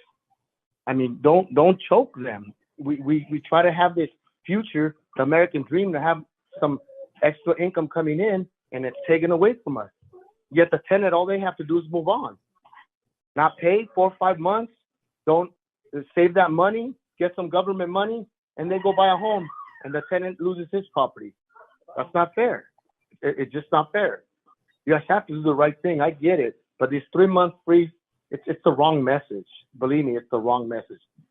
It's not something you want to do. The tenants are not going to get. Your time's up, sir. Thank you. Thank you for your comments. Our next speaker is Claudia Castaneda. Please unmute yourself. Go ahead with your comments. Buenas tardes. Buenas tardes. Mi nombre es Claudia Castañeda y mi esposo y yo compramos una propiedad hace 15 años en la ciudad de Bell Gardens. Las rentas son entre $1,200, $1,400 de cada propiedad. Si ustedes van a meter el rent control, nosotros vamos a tener que subir las rentas cada año para algún punto estar en una marqueta competible. Nuestros taxes suben cada año. Las aguas ustedes las están subiendo cada año. Nosotros elegimos el council porque queremos gente que nos ayude, que trabaje con nosotros. No queremos que hagan todo el trabajo ustedes. Queremos trabajar en grupo, como familia. La familia es lo principal. Trabajemos juntos. Ustedes están implementando o proponiendo una propuesta que solamente ayuda al inquilino. Y nosotros, los que trabajamos de 3 de la mañana hasta 5 de la tarde, muchas de las personas de los inquilinos ni siquiera trabajan. Pero nosotros trabajamos, ahora tenemos que trabajar otro trabajo para suplementar y no subir la renta nunca. ¿Por qué no mejor los ponen en sección 8 y viven de gratis? Y nosotros, los dueños, trabajamos 2 turnos o 3 turnos, como es el caso de mi esposo. Nosotros no nos estamos haciendo ricos de la renta. Las grandes corporaciones son las que van a hacerse ricos en esta ciudad por la elección de los mismos inquilinos. A veces la gente se ahorca solo, porque lo que va a pasar y lo que estoy escuchando con todos los dueños es que tenemos que vender. Si quisiéramos tener rent control, estaríamos comprando en Watts o en Campton. Hace 15 años nosotros no compramos allá porque no queremos problemas, pero los problemas están viniendo para acá. Cuando tú rentas un apartamento está limpio, no tiene cucarachas y no tiene ratas. ¿Por qué de repente tiene? ¿Es culpa del dueño si la gente no limpia? Es culpa del dueño mantener la propiedad en una estable condición. Pero las cucarachas, en 40 años que tenemos nosotros en la casa, aquí en Belgar, nunca hemos tenido cucarachas. Yo pienso que va más allá del dueño. Es en la persona, la familia. Gracias, que señora. Gracias, a usted. señora. Our next speaker is Cassandra Veloz. Please unmute yourself. We're ready for your comments. Sí. Sí, muchas gracias. Y pues mi comentario es pues a favor de que pasen este control de renta. Tal vez ahorita se puede implementar un alivio de no aumentar las rentas, pero ¿qué va a pasar después? Los propietarios se van a poner más rebeldes, se van a poner con acosos más fuertes. Al ver que esto se hace, piensen 2 veces, si ustedes no pasan control de renta, la gente va a estar decepcionada de ustedes. La gente está empezando a confiar en la ciudad, está empezando a confiar en nuestros concejales, porque nosotras les hemos hablado bien de ustedes. Piensen como políticos y como personas, si ustedes no pasan esto, la ciudad se les va a echar encima porque somos mayoría de inquilinos y no les va a afectar a todos los dueños. Eso no es verdad.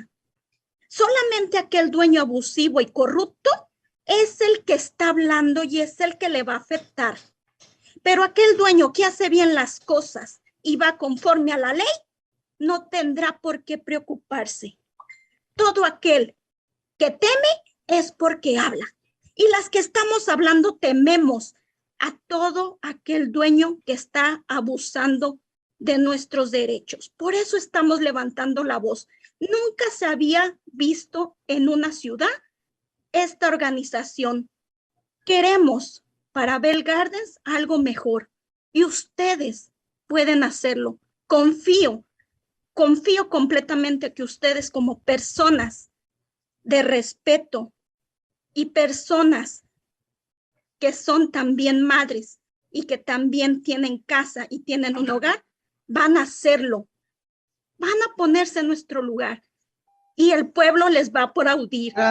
Gracias, señora.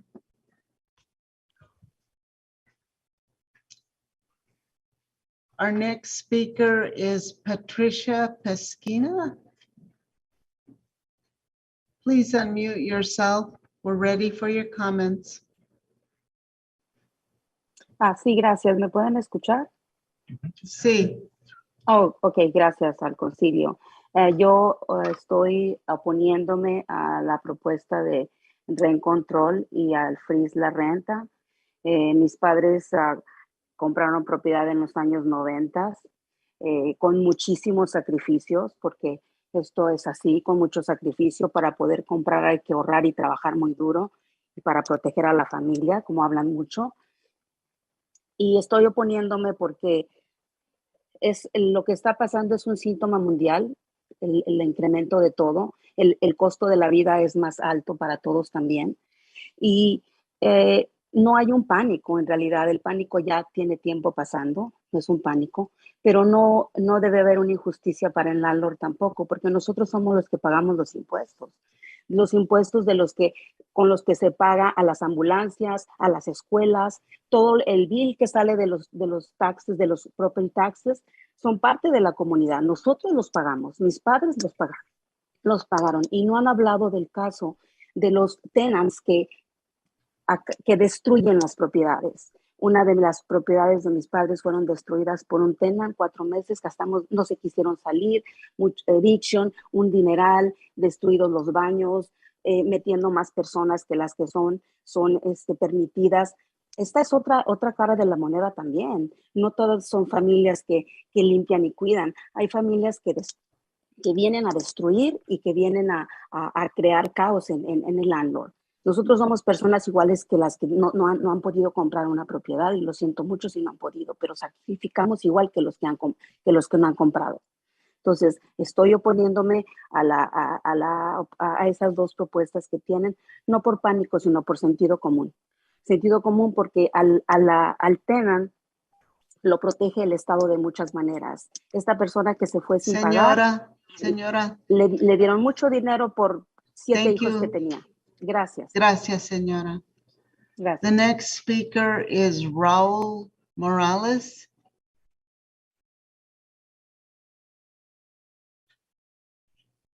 Please unmute yourself. We're ready for your comments. Por 7 Thank hijos que you. tenía. Gracias. Gracias, señora. Gracias. The next speaker is Raul Morales. Hi, honorable council members. My mother is currently Please on. unmute yourself. We're ready for your comments. I did. Could you hear me? I'm sorry, I think you have your playback still playing, so you have to mute whatever device you were watching the meeting on. I have my what you Hi, said? honorable council members. I believe whatever device you were watching the meeting on, whether it was like on your computer or your cell phone, it's still playing the meeting, but it has a lag or a delay. So if you want to mute that device before you speak. Still playing, so you have to mute whatever device you were watching the meeting on. Got it. I have my what you said. I believe whatever device you were watching the meeting on, whether it was like on your computer or your cell phone, it's still playing the meeting, but it has a lag or a delay. So if you want to mute that device before you speak. Still playing, so you have to mute whatever device you were watching the meeting on. Got it. I have my what you said. I believe whatever device you were watching the meeting on, whether it was like on your computer or your cell phone, it's still playing the meeting, but it has a lag or a delay. So if you want to mute that device before you Yeah. I think it's off.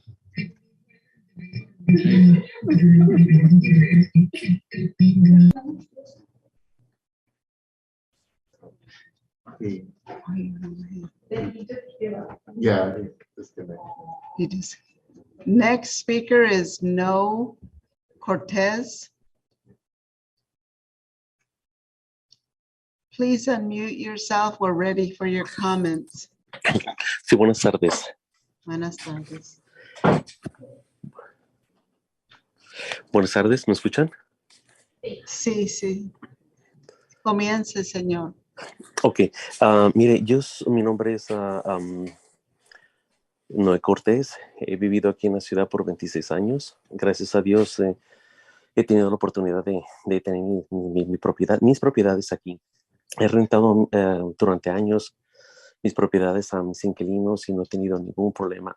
Estoy a favor de la congelación de 90 días. Esto no nos va a llevar a la ruina, esto no nos va a llevar a perder nuestros hogares, esto no nos va a llevar a hundirnos económicamente. Entiendo la situación, pero también no podemos ser inhumanos, no podemos ser desconsiderados con la demás gente. Todos en algún momento atravesamos por lo mismo. Sería justo, sería bueno, sería humanitario el que hagamos estas cosas. Es cierto, muchos se quejan de que están pagando, que el agua ha subido, pero tienen que ser honrados.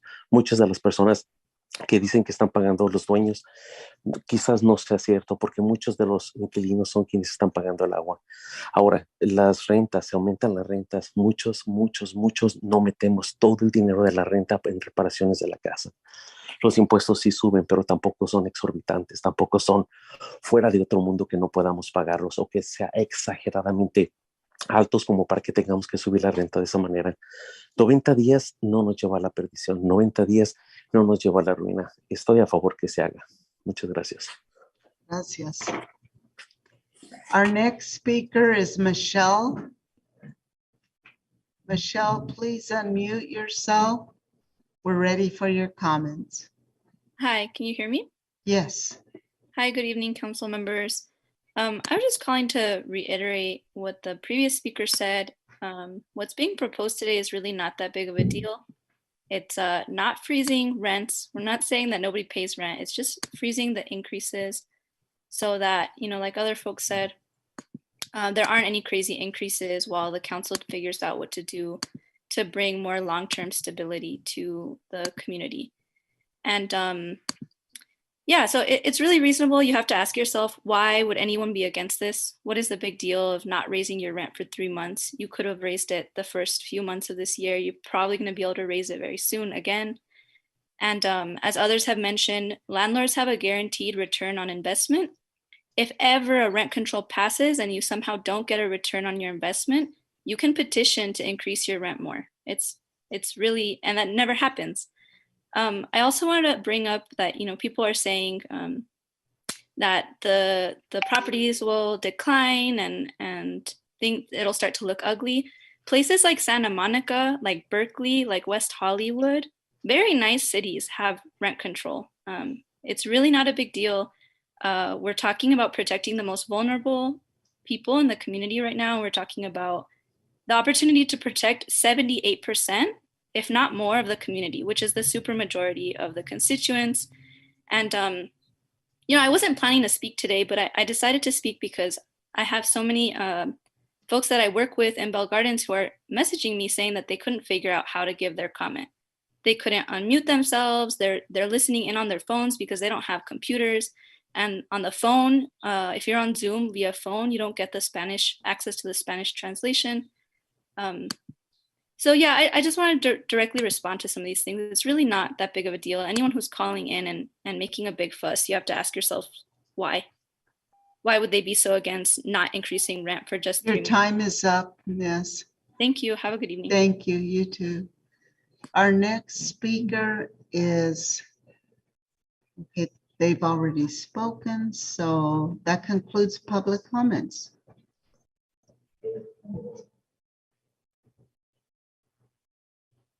City Manager, do we have any written comments? Yes, Mayor Polito. We have 19 written comments that were provided via email. All 19 are noted as opposed to urgency ordinance. The council has been provided a copy of each one of these individual emails. At this time, I will read the names of the individuals that submitted the comment. Again, all of them are opposed to the urgency ordinance. A.R. Paz, Andrea Knox, Augustine Silva, Claudia Castaneda, Halistra Bonita, Jim Rodriguez, Jose Del Rio, Kamlesh Bajaj, Josepesio Paulo Sala, Linda M. Franco, Robert Slavin, Zeferino Larios, Mike Ahir, Alfonso Campos, Elsie Heredia, Gloria Campuzano, Danielle Leidner Peretz, Lorena Bosarth, and Victor Polanco. Thank you, Mayor Polito. If there's no objection by the City Council, I will close public participation. And at this time, we will take a 15-minute recess and reconvene at 8:05.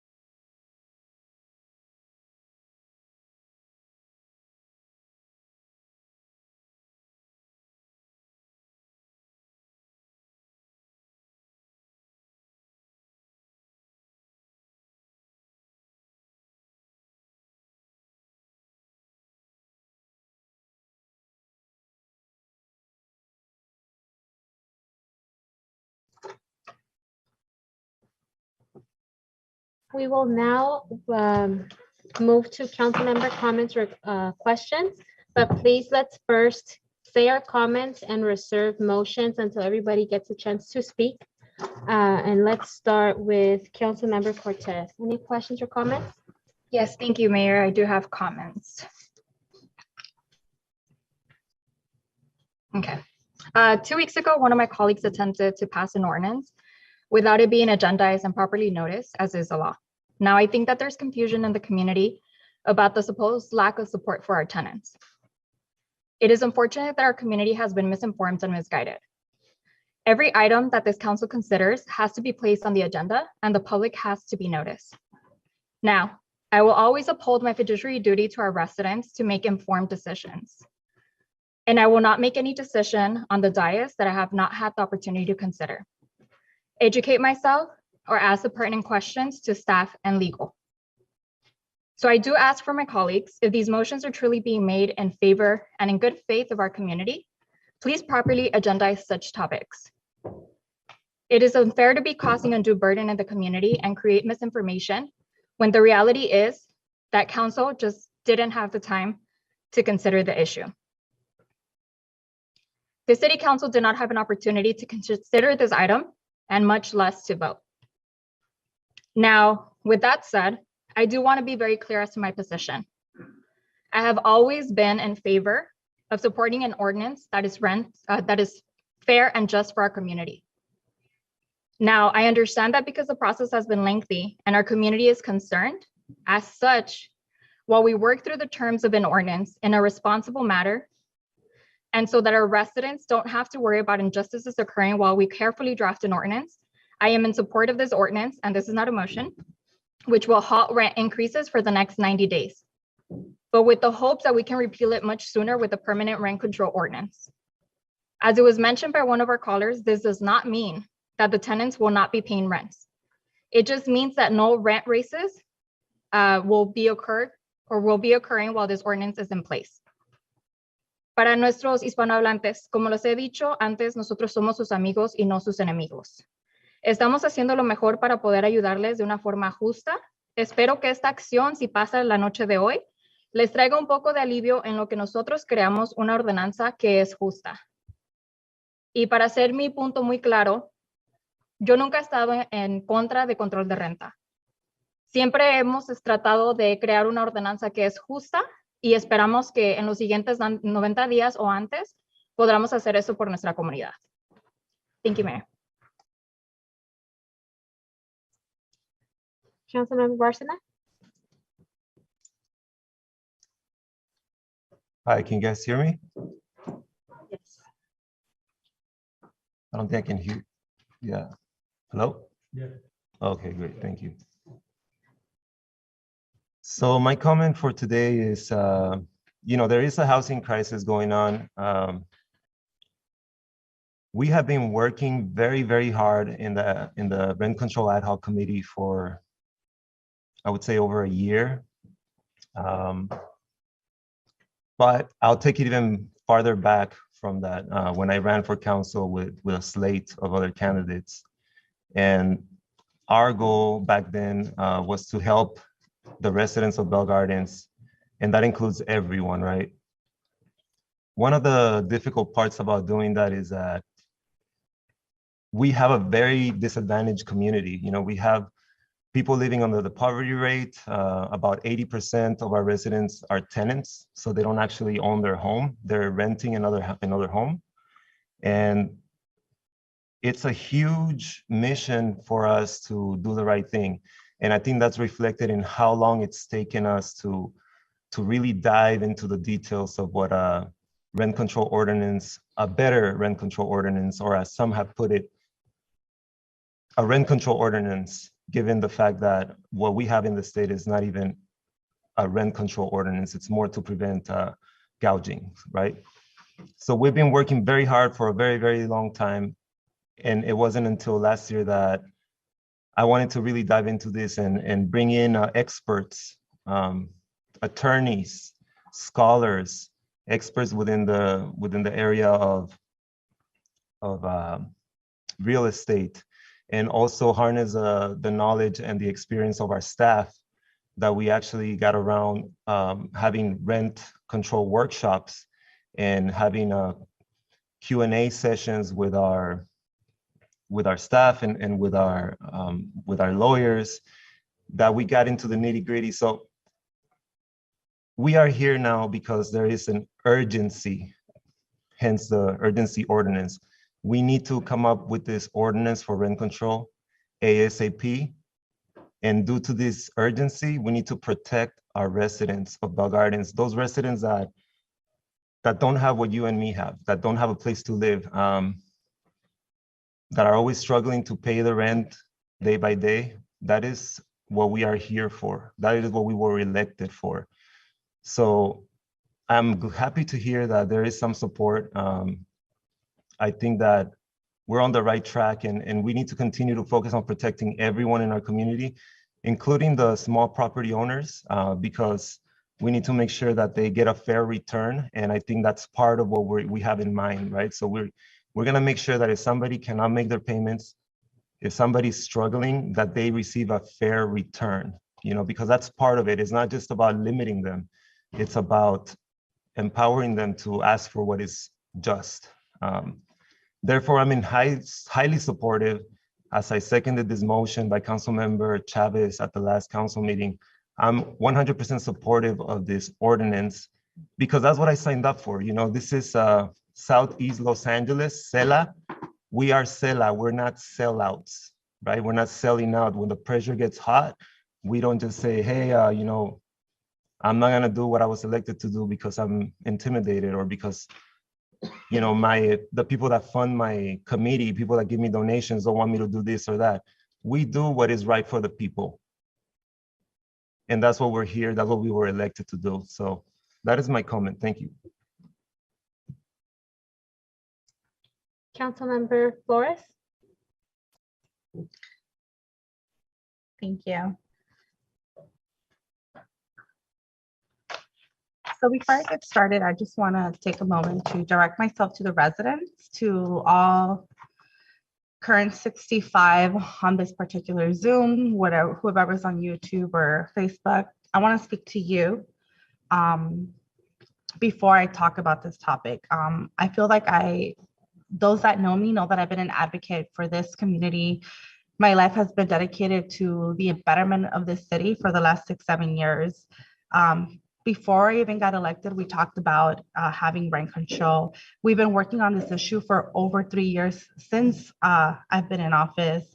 And I'm all about providing resources and opportunities to our residents. When contracts come into Bell Gardens, whether there's a construction job available or whatever the job is, I ask these contractors to provide jobs for my communities, for my residents, because we have residents that are able to work and we have contracts coming in, and I want to give those jobs to our residents. And I'm saying this because I want you guys to know who I am. This is who I always am, who I've always been. So when I hear that you guys are under the understanding that I am against supporting you, it baffles me because I've shown everything but, whether it's giving scholarships to our high school students or hosting a diaper drive or a toy giveaway or whatever, I'm here to help you guys and support you. So if ever there comes a moment in time in which you feel that you're receiving a message other than what I've shown, then I invite you to please come and join our meetings or call me and ask me what it is that I believe, and not hear anybody else that's whether in this city hall or not. Don't listen to what they're telling you, listen to what I'm doing and to what I'm saying. And remember that the votes that we take here, they're public, they're recorded.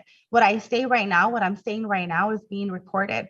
So if anybody ever spins off anything, remember that you can just come back, and these meetings are available for you and they're free.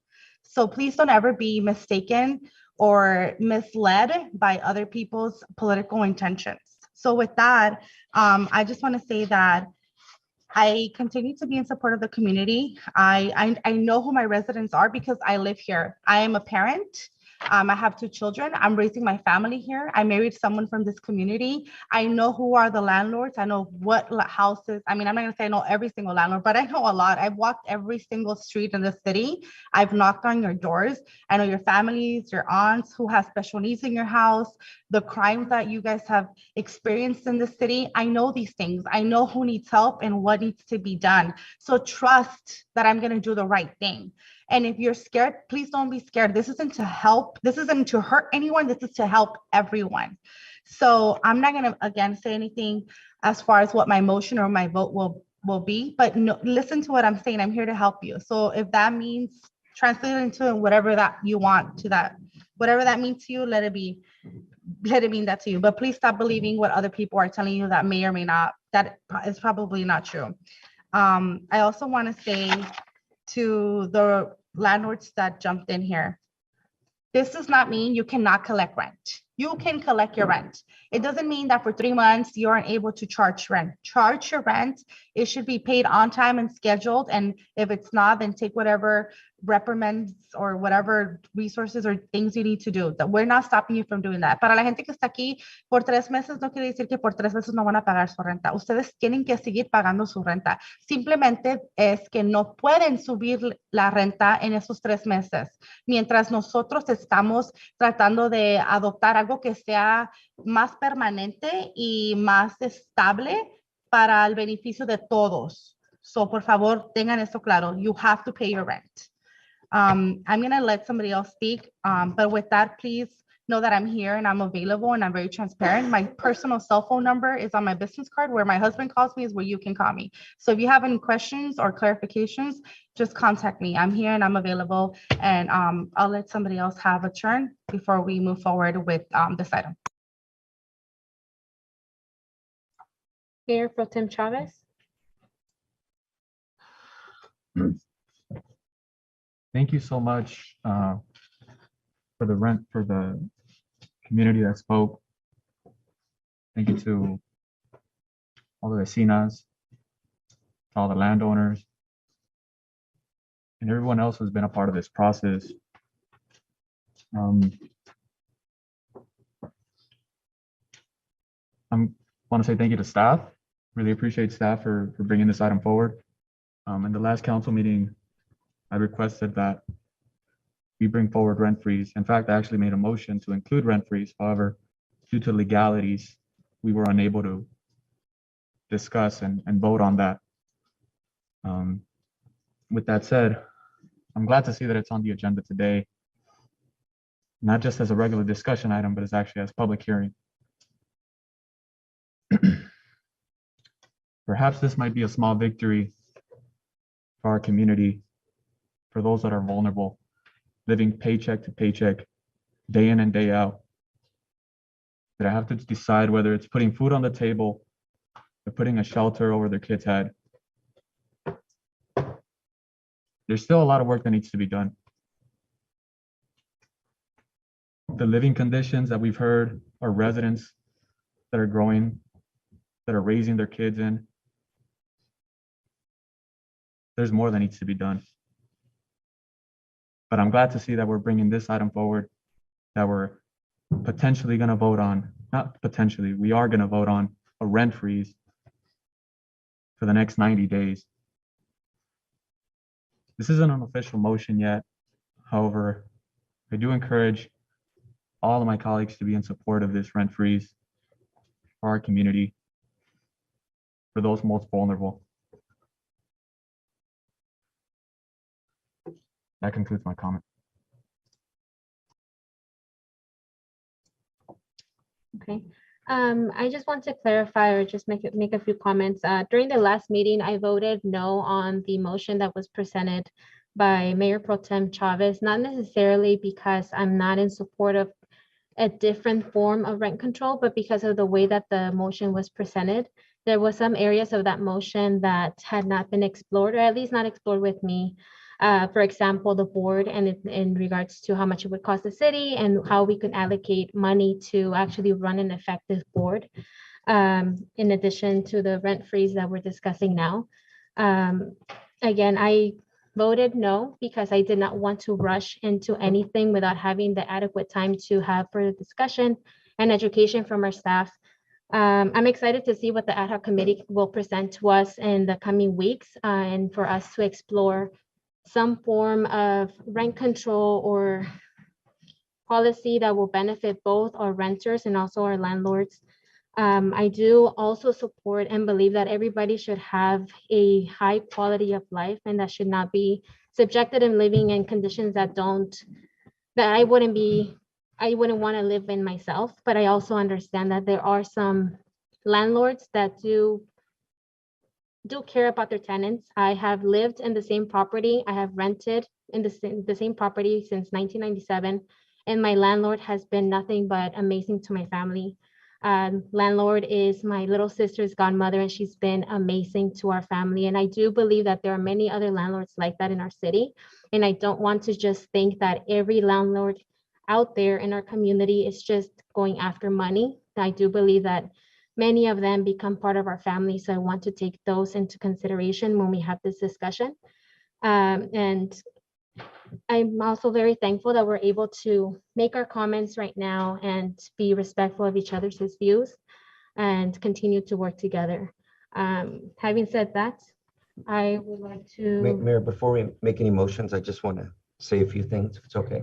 Yes. So during the public comment, there was a suggestion by one of the speakers that the community didn't know about tonight's public hearing or how to provide public comment. I just want to make sure that the record is clear that the city clerk did properly notice this public hearing. The community did have notice about how to provide public comment on this item. I believe there were instructions that were included in the notice to the public, which outlined exactly how people could provide written comments or provide comments via Zoom. So I just want to make that clear for the record. And then also, before you entertain any motions, I want to make it clear to members of the city council, in order for this item to pass, it requires four votes in the affirmative. Thank you.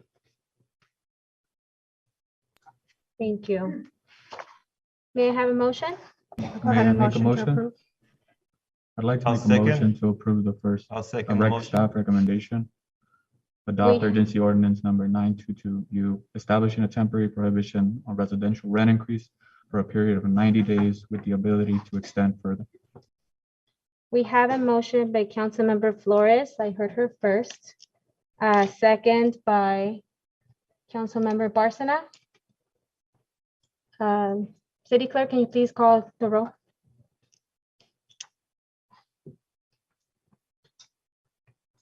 Yes, Mayor. Councilmember Barcena.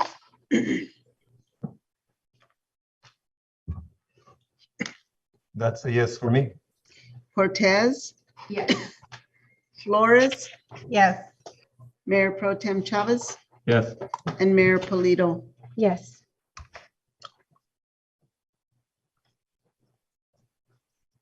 We will now begin the next item on the agenda. At this time, I will open the public hearing at 8:28 p.m.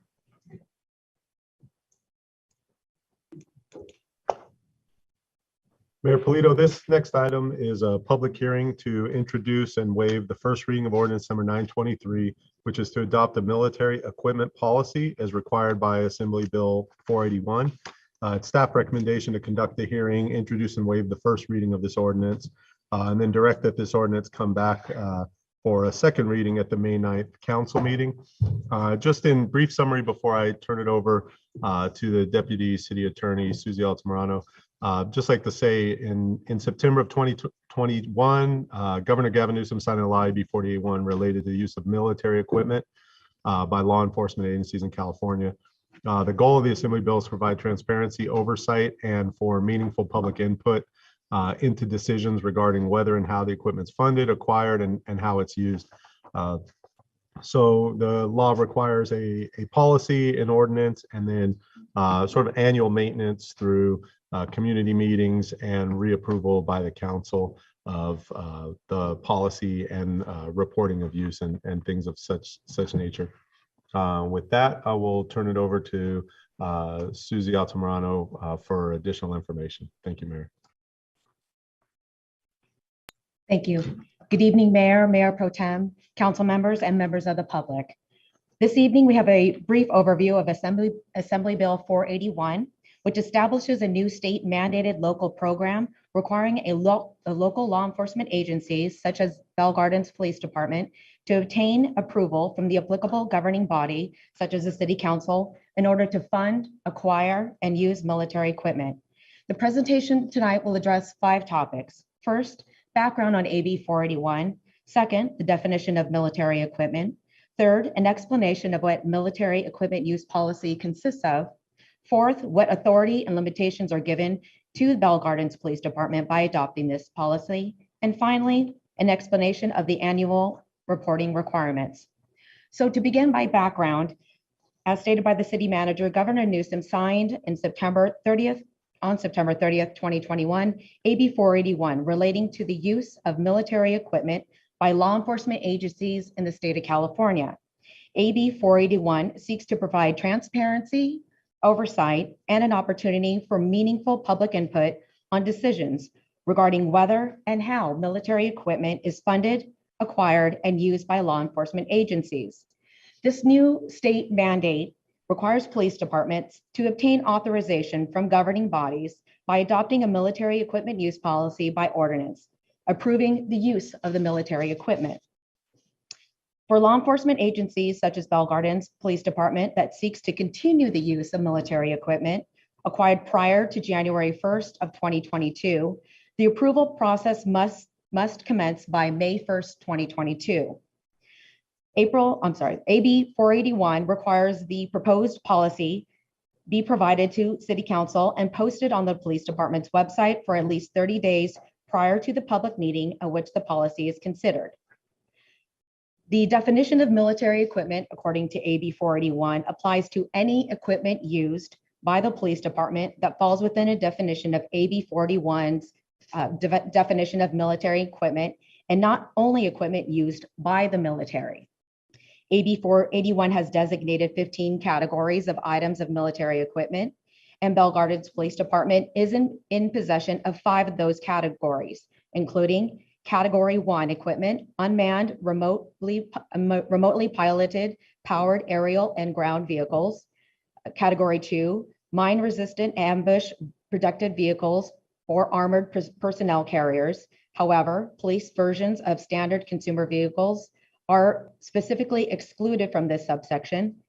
Equipment Category 9, ammunition of 50 caliber or greater, which excludes standard issue shotgun ammunition. Category 12, flashbang grenades and explosive breaching tools, tear gas, pepper balls, excluding standard service issued handheld pepper spray. And finally, Category 14, the following projectile launch platforms and their associated munitions: 40 millimeter projectile launchers, beanbags, rubber bullets, and specialty impact munition weapons. The third topic, as far as what the military equipment use consists of, first takes a look at what the first military equipment use policy means: a publicly released written document governing the use of military equipment. The policy itself consists of 2 parts. First, legal and procedural rules, and second, the military equipment inventory. Bell Gardens Police Department proposed military equipment policy section 706 was first made available on the police department's website on March 24th, 2022, more than 30 days before today's public hearing, at which the policy is to be first considered by the City Council. The policy includes a list of newly defined military equipment currently in Bell Gardens Police Department's possession. The police department website provides a means for the public to submit complaints, concerns, and questions about the use of each specific type of military equipment. The fourth item in this presentation, as far as the authority and limitations given to the police department by adopting the policy via ordinance, looks at the adoption of the military equipment use policy by the ordinance.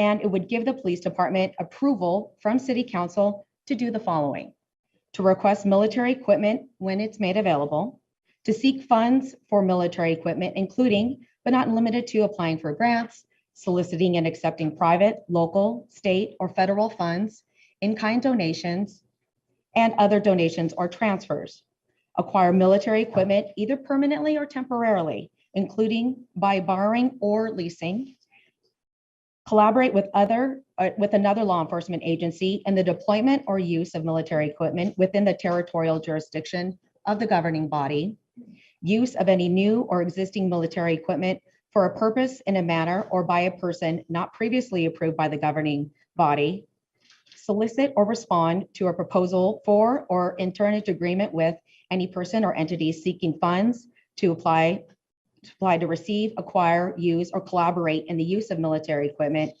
And finally, acquire military equipment through any means not provided in AB 481. Final item in the presentation is the annual reporting requirements. Should Bell Gardens Police Department receive approval from City Council for military use policy, the police department would submit an annual report for each item on the equipment listing within 1 year of approval and every year thereafter. At minimum, the report would include the following: a summary of how the military equipment is used and the purpose of its use, a summary of any complaints or concerns received concerning the military equipment, the result of any internal audits, any information about violations of the military equipment use policy, and any actions taken in response. The total annual cost of each type of military equipment, including acquisition, personnel, training, transportation, maintenance, storage, upgrade, and ongoing cost, and from what source funds would be provided for the military equipment in the calendar year following the submission of the annual equipment report. The quantity possessed for each of the military equipment items. And finally, if the law enforcement agency intends to acquire any additional military equipment in the next year, the quantity sought for each type of military equipment. Once the ordinance is adopted, AB 481 requires the governing body, City Council, to annually review the ordinance for approval or disapproval of the renewal of an authorization for a type of a specific military equipment item, or to amend the policy if the policy does not comply with the standards established by law. And finally, AB 481 requires an annual community engagement meeting regarding the annual report that is provided by the police department. The police department's website would be utilized for distribution of any updates to the above materials, the annual report, the annual ordinance, and the annual community engagement meeting. And if approved by City Council, the department's first annual report would be distributed on or around March of 2023. As far as environmental considerations, this item is exempt from CEQA as it does not constitute a project within the meaning of Public Resources Code. And pursuant to AB 481, the City Council may only approve the military equipment policy if the following determinations are made. This is essentially a 4-part test. First, the military equipment is necessary because there are no reasonable alternatives that can achieve the same objective of officer or civilian safety. Second, the proposed military equipment use policy will safeguard the public's welfare, safety, civil rights, and civil liberties. Third, if purchasing the equipment is reasonably cost-effective, comparable to available alternatives that can achieve the same objectives of officer and civilian safety. And finally, prior military equipment use complied with the military use policy that was in effect at the time, or if prior use did not comply with the accompanying military use policy, corrective actions have been taken to remedy any non-conforming use and ensure future compliance. The military equipment identified in the Bell Gardens military equipment policy is necessary because there are no reasonable alternatives that can achieve the same objectives of officer and civilian safety. The policy will safeguard the public's welfare, safety, civil rights, and civil liberties. The military equipment identified in the policy is reasonably cost-effective compared to the available alternatives that can achieve the same objectives of officer and civilian safety. And all prior military equipment complied with the city's policies that were in effect at the time. And finally, all items currently in possession by the police department have been approved during the associated budgetary periods commensurate with the items purchased. The recommendation before you tonight from staff is that the city council approve the following actions. First, introduce and waive the first reading of the proposed ordinance of the city of Bell Gardens adopting a military equipment use policy in accordance with state law. And secondarily, recommend ordinance number 923 for second reading on May 9th, 2022. That is the end of the presentation. Are there any questions or comments? Any questions or comments from anyone?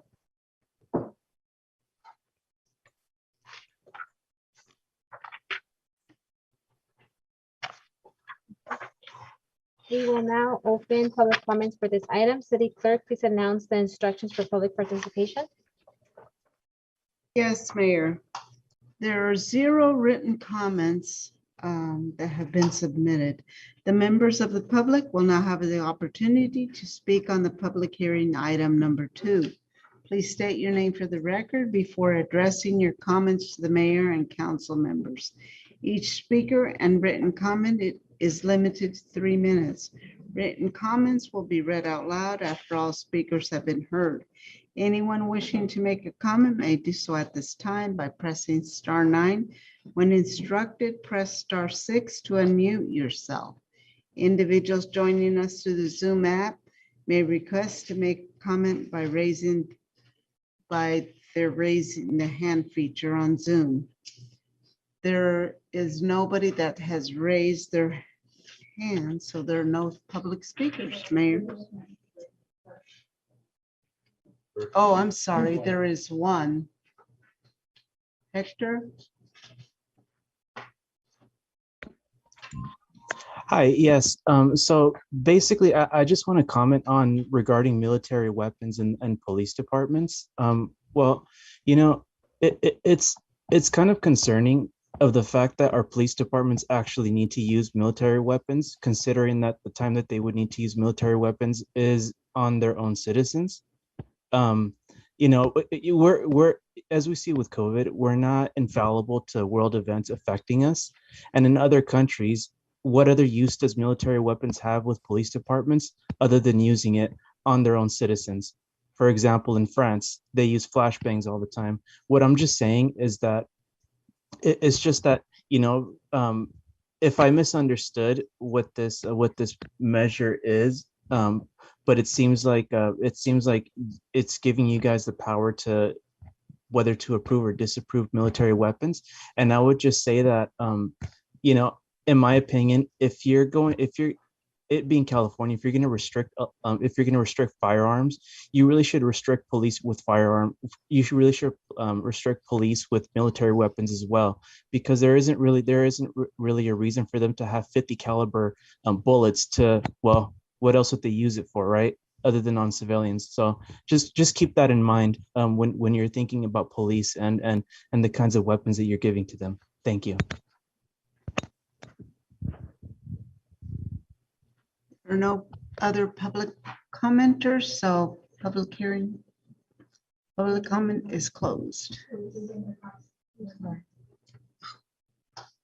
They're stinking up on me. Jasmine. Yeah, sorry about that. I was here for another agenda item, but I stayed and I'm listening in, and I just can't believe what I'm listening to, honestly. I don't understand why we would need military weaponry here in the city of Bell Gardens. We have nothing but civilians here. I'll end with that. Thank you. Thank you. Now there are no public comments.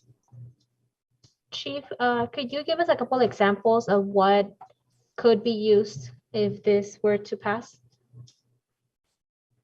Yes, if you don't mind, Madam Mayor, I'd like to defer to the captain and to Lieutenant Aguirre and Sergeant Barrios, who put the list together.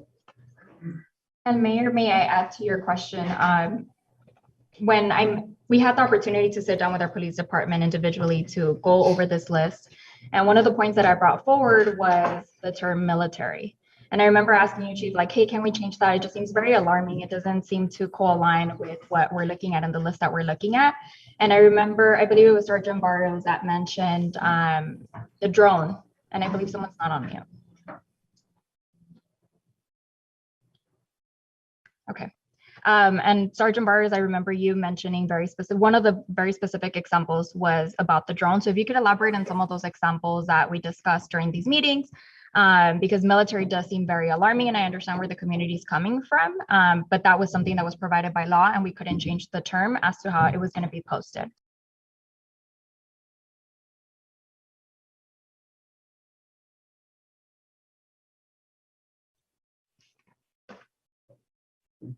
Hello and good evening. My name is Lieutenant Aguirre. And when we spoke and we had that meeting regarding military weapons, when you hear the word military and you hear the word weapons, you can't help but to think about tanks, grenade launchers, grenades. These items don't classify under military weapons if you were to think about it in that logic. Out of all the categories we have there is only one category that is a lethal weapon. All the other weapons on these categories are non-lethal weapons. This is what we want for our community. We want more non-lethal weapons. A good example, like you brought up, was the drone. This is the drone that you could go purchase at a store. Any civilian, anybody could purchase a drone. Sergeant Barrios, would you like to give that example about the drone? Yeah, so for instance, like Lieutenant Gary stated, a drone is like you guys could buy at the store, and we could use it out in the public to search for missing people, a missing child, or to locate suspects. So it's recently our police officers were able to locate a burglary suspect that was hiding on the rooftop of a building, which would have been hard to detect or hard to find if on the outside if we had a helicopter or something like that. So the drone does offer that ability. This is killing me. The drone does offer that ability for us to be able to locate suspects or missing people, and just to help out the community in whatever way we can. Also could be used to assist in mapping and diagramming traffic collisions. So it works in that sense as well. And aside from other community events that we would want to cover with the drone. And Sergeant, you mentioned that there was a burglary suspect in a building. Would you mind mentioning what building that was? It was a church. It was one of our churches, One of our right? local churches, yeah. Another good example for this tool, and that's what they are. They're tools to assist us, to help us do our job, to keep the community safe. We were looking for a rape suspect. We knew he was hiding out in the camps along the riverbed. If anybody has been along the riverbed, you know how difficult it is to get a police car down there. Think about the suspect and think about him where he is. He's going to see us way before we see him. So that gives him plenty of time to escape. With the drone, that totally eliminates any of that. That would definitely, we'd be able to use the drone to capture him, to search the area, to search these difficult areas. So it keeps our officers safe and also keeps our community safe. So there's plenty of examples of how we could use these tools. And these are very effective tools for all the officers out there. As mentioned, there's one category on there that's lethal. All the rest of these categories are non-lethal weapons. When you remove these non-lethal weapons from our tools, from our toolbox, you leave us with limited weapons out in the field. So I know as a person who grew up locally, who has family and friends in this community, I would want my police department to have all the tools accessible to them, especially if they are non-lethal weapons. Thank you. And just one quick comment regarding the military equipment. It's labeled as military equipment, but just so the public knows, we've been using some of these tools for 20 years. Some of these tools have been implemented within our police department for 20 years. It's now that, with transparency, they're labeled military weapons. The majority of them are tools.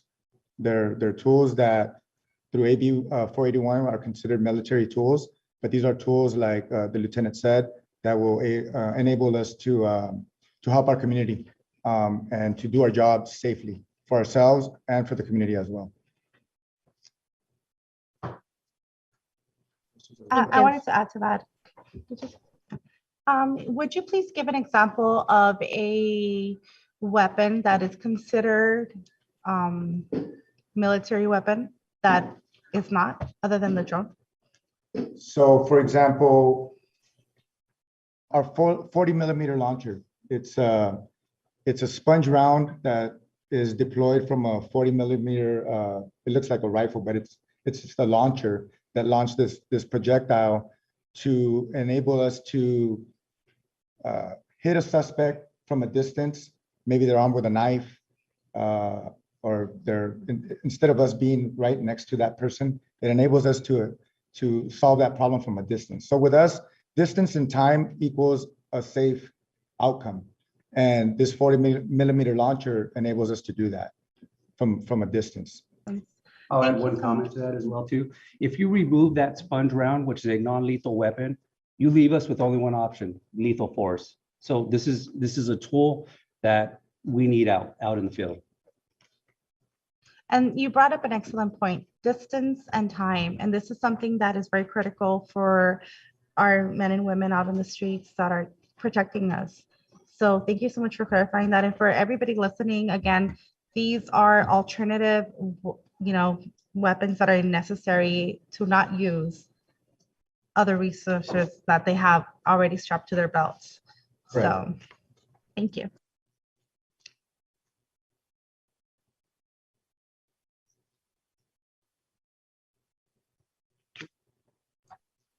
Thank you.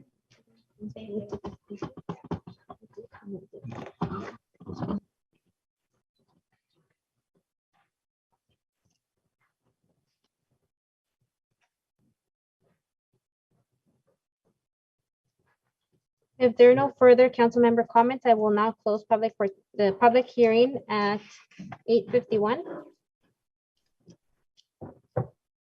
May I have a motion? I'll go ahead and move to approve. I'll go ahead and second. We have a motion and a second. City Clerk, can you please conduct a roll call vote?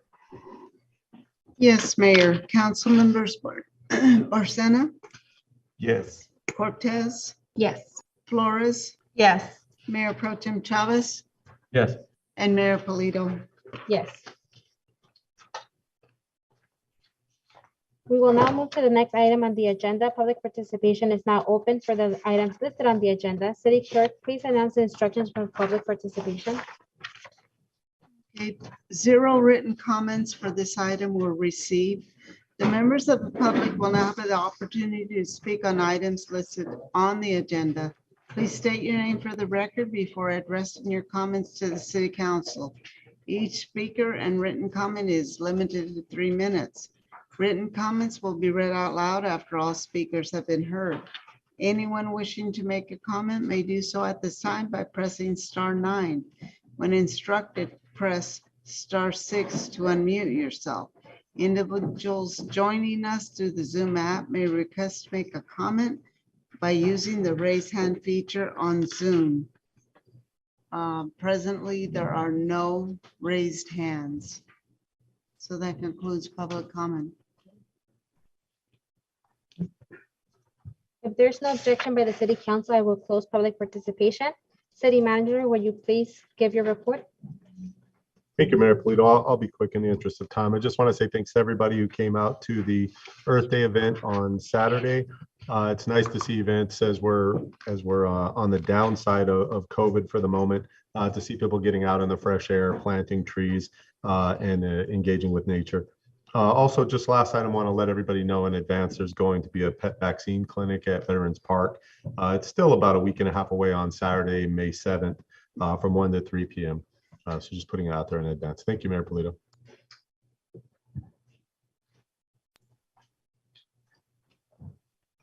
We will now move to consent calendar. Does any member of the City Council wish to put an item for separate discussion?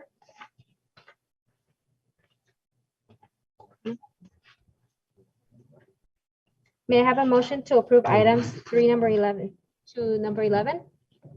I'll go ahead and motion to approve. There a second? City Clerk, can you please conduct a roll call vote? Yes, Mayor. Council members Barcena, Yes. Cortez, Yes. Flores, Yes. Mayor Pro Tem Chavez, Yes. and Mayor Polito. Yes. City Manager, will you please announce discussion item number 12? Thanks again, Mayor Polito. This item was on the last council agenda as a consent item, and we have moved it to the discussion item. This is a process that's been ongoing for the last several months, where a presentation was done to the council to explain what a pension obligation bond is, what the city's current pension liabilities are, and how those liabilities could potentially be refinanced to save the city up to $400,000 to $600,000 a year from the general fund that can be used to fund other services, community benefits, and things of that nature. This is a furtherance of this item. What this resolution would do, if adopted by the council, is to basically authorize the process still to continue seeking the issuance of pension obligation bonds. It's about a 3 to 4 month process. We still need to get judicial validation action, and we need to get council's final approval before issuance. In the interest of time, instead of turning it over to our Finance Administrative Service Director, I'd like to just ask the council if there are any questions and recommend approval of this item. Thank you, Mayor Polito.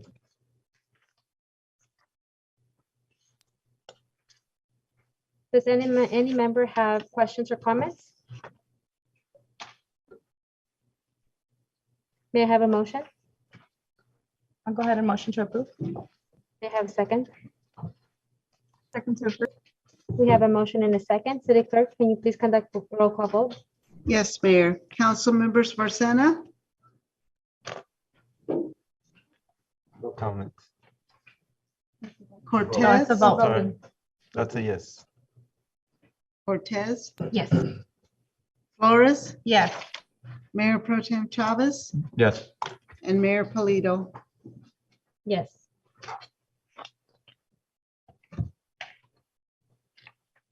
City Manager, will you please announce discussion item number 13? Thanks again, Mayor Polito.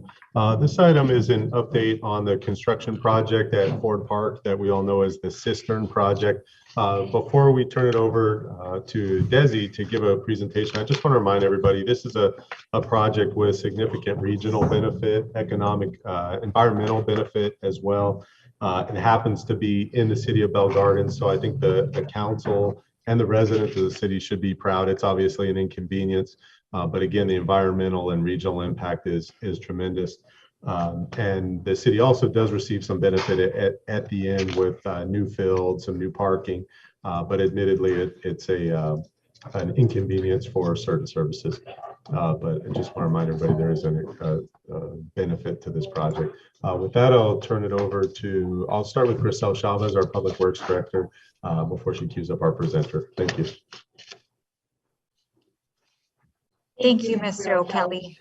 Good evening, Mayor Polito and members of the City Council. If you recall, last month, City Council approved the hiring of 2 contractors to address troubleshooting and materials testing and inspections relating to unforeseen circumstances with the deficiencies in the cistern units themselves that were installed. And our project manager, Desi Alvarez, is here this evening to provide an update on where things are with those repairs and going forward, the next steps and timeline to get the project completed. So with that, I'll turn it over to Mr. Desi Alvarez. Thank you, Desi.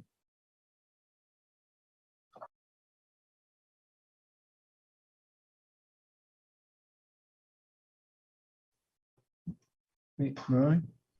Okay, good evening, Mayor, members of the City Council and staff, and members of the public that are watching out there. As the city manager, I'm sorry?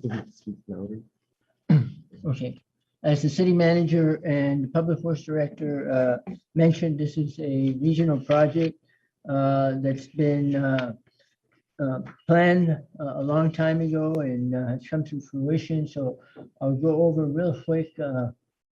Just not working. Let's try this.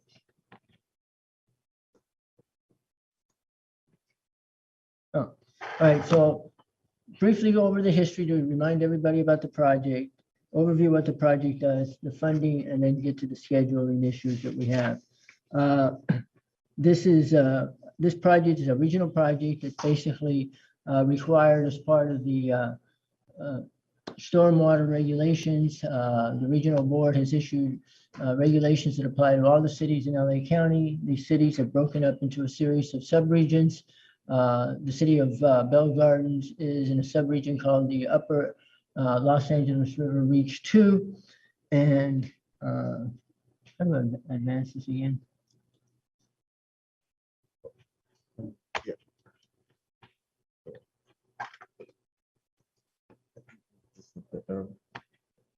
Okay, so it's part of a group of 7 cities that cover this watershed, and there was a regional water management program that was put together that was finally approved in August 13, 2015, and the John Anson Ford Park project is a highest priority project in that plan. And it basically takes and intercepts the water from a 2,300 acre watershed area that comes through John Anson Ford Park and discharges into the Rio Hondo Channel by the golf course. The project then will intercept that storm drain.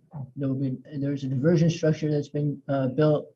The water is then diverted into a cistern, and that cistern captures the water, and that water will infiltrate. And there's some pre-treatment that's been installed. The project is multi-benefit in the sense that not only does it address the stormwater issues, but the captured water will infiltrate into the groundwater basin, thereby recharging our local water supply. The project started in 2018, basically, and it has a series of funding that's been put together. The overall funding for the project to date is $21.5 million. The original funding was put together by the cities of Bell Gardens, Commerce, Cudahy, Huntington Park, Maywood, and Vernon, who are the cities that are part of this watershed management area. They contributed $1 million. With that money as seed money, the state then provided a $10 million grant, and that funded the first portion of the project, which was an 8 acre-foot cistern, as well with all of the diversion works that I talked about. The ultimate project capacity, if you capture everything and meet all of the regulations that are intended to be met, would be 100 acre-feet of storage. And that is likely not going to happen because there's not enough money to do all of that. But subsequently to the project getting started and with the initial $11 million of funding, LA County did pass Measure W, which is intended to provide money for these kinds of regional projects, as well as for local agency operations to address the stormwater issue. And the John Anson Ford Park was selected to receive $10 million of that funding. However, that was done in 2 tranches. The first tranche was in FY 2020-21 funding with $8 million, and that money was received last year. The second tranche of funding was $2 million under FY 21-22 monies, and that money is about to be received now, although you as the City Council back in October accepted those funds. In addition to all that, the Metropolitan Water District has provided $500,000, which will be done after the project is completed, to collect data on how much water is actually diverted and infiltrated into the regional water supply. That puts together the funding and kind of gets us to where we are. The original project, as I said, started out with the $11 million worth of funding. And I think we get this right. And a construction contract was awarded back in November of 2019. Under that original contract, if there was no more money that came forward, the project would have been completed, assuming there were no weather delays, et cetera, by May of 2020. There were some weather delays and so on, so that extended it to basically mid-May, end of May for the original project. Then we were selected to receive the additional $10 million, which helped get the project that much closer to the ultimate project that the LA Regional Board would like to see built. And the first tranche of that money was $8 million. That was approved towards the end of 2021. And with that money, a change order was issued to increase the overall scope of the project. The overall expansion of the project and caused the project construction completion date to be shifted to June 30th, 2022. So that would have been in a couple of months from now. There were some additional weather delays in between, so we would have had to issue some change orders, etc. Those were still open-ended, pending what the weather situation was going to look like. And as the project was moving through construction in October, was noticed that there were some deficiencies in the precast concrete structures. Those deficiencies consisted primarily of chipping of the concrete and spalling, exposing the reinforcing steel, and then some misalignment that was involved in the installation. The contractor was put on notice regarding those deficiencies and continued to do the work. At that time, then we had advised them that that work would have to be removed. They asked that they be allowed to correct the deficiencies in the concrete. Because of the nature of the deficiencies, we did contact the National Precast Concrete Association, which is the governing body that oversees the precast concrete structure business side. And they recommended that we hired a local firm that specializes in this, and they're a real niche consultant with WJE is the name of the firm. And they were retained, and you recently went through and retained that firm. Your public works director referred to that. As a result of that, a repair plan was put together, and those repairs are now almost nearing completion. But what this means is that there's been effectively a 4-month delay in the overall project. So from the end of November to now, we've been in a repair mode. Part of that has been in the planning of the repairs, and then the other part of that has been in executing the repairs. If everything goes well this week, we should be done with the repairs by the end of this week. And then the contractor will resume construction in beginning of May, beginning of next week. It may be a week more afloat in there. Like I said, if everything goes well this week, we'll hopefully restart construction next week. Going back into the second tranche of funding that I mentioned on that we're receiving from Measure W, the $2 million. That money should be received this week, and there will be another change order that will be issued with that money to complete the overall project scope as was defined once the Measure W money was committed. And that change order is being negotiated right now, and we're looking at an estimated completion date of October 30th. That assumes that we reach a final agreement on that change order, that all of the repair work is completed this week and they can start up next week. There are no additional delays due to other act of God things like the supply chain issues that we do encounter from time to time. And we don't encounter any other problems. So our best guesstimate right now is that the project will be completed about the 30th, the end of October, beginning of November.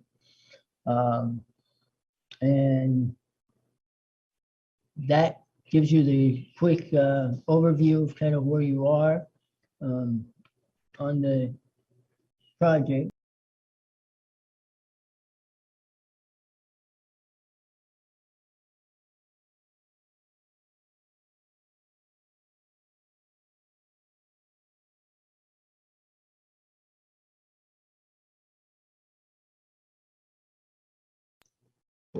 Okay, real quick, one of the things in trying to accelerate some of the items that would have been left to the very end, beginning next week, they're going to start working on the easterly 2/3 of the Park Lane parking structure. So that parking structure will be shut down, and it will be completely reconstructed. That the entire parking structure as well as the access way down to the golf course are going to be reconstructed. The parking lot gets basically new trees with the exception of the big pines at the either end. All the landscapings get replaced, all new pavement, new lighting, new landscaping all the way around. So that parking lot construction will also start next week and it will be completed by the end of July. Excellent. Thank you so much for that update. And for that information, it's good to see that not only are we helping out with regards to the environment, capturing this rainwater, but we're also bringing updates and upgrades to our Cord Park. So this project has not completely been in vain. I just hope we can move it along as quickly as possible. But thank you.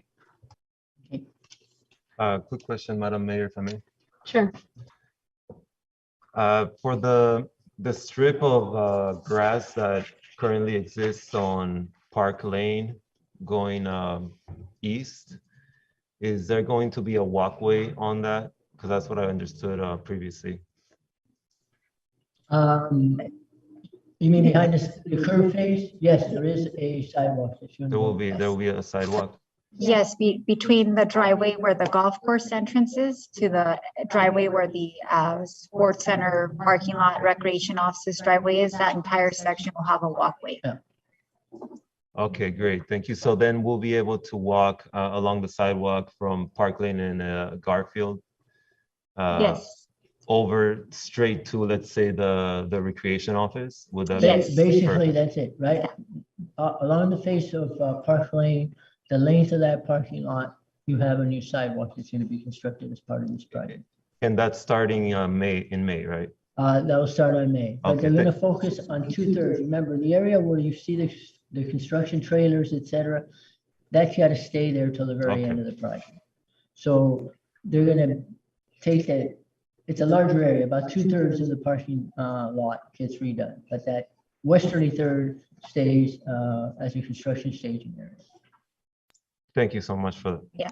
And the last, if I could clarify, Councilmember Barcena, the last 1/3 of the lot and the golf course driveway will be done towards the end of the project later in the fall. Thank you. If council has no other questions, we would ask the council receive and file the update. Thank you. May I have a motion? Cortez, move to receive and file. I'll go ahead and second. We have a motion and a second. City Clerk, can you please conduct a roll call vote? Yes, Mayor. Council members Barcena, Yes. Cortez, Yes. Flores, Yes. Mayor Pro Tem Chavez, Yes.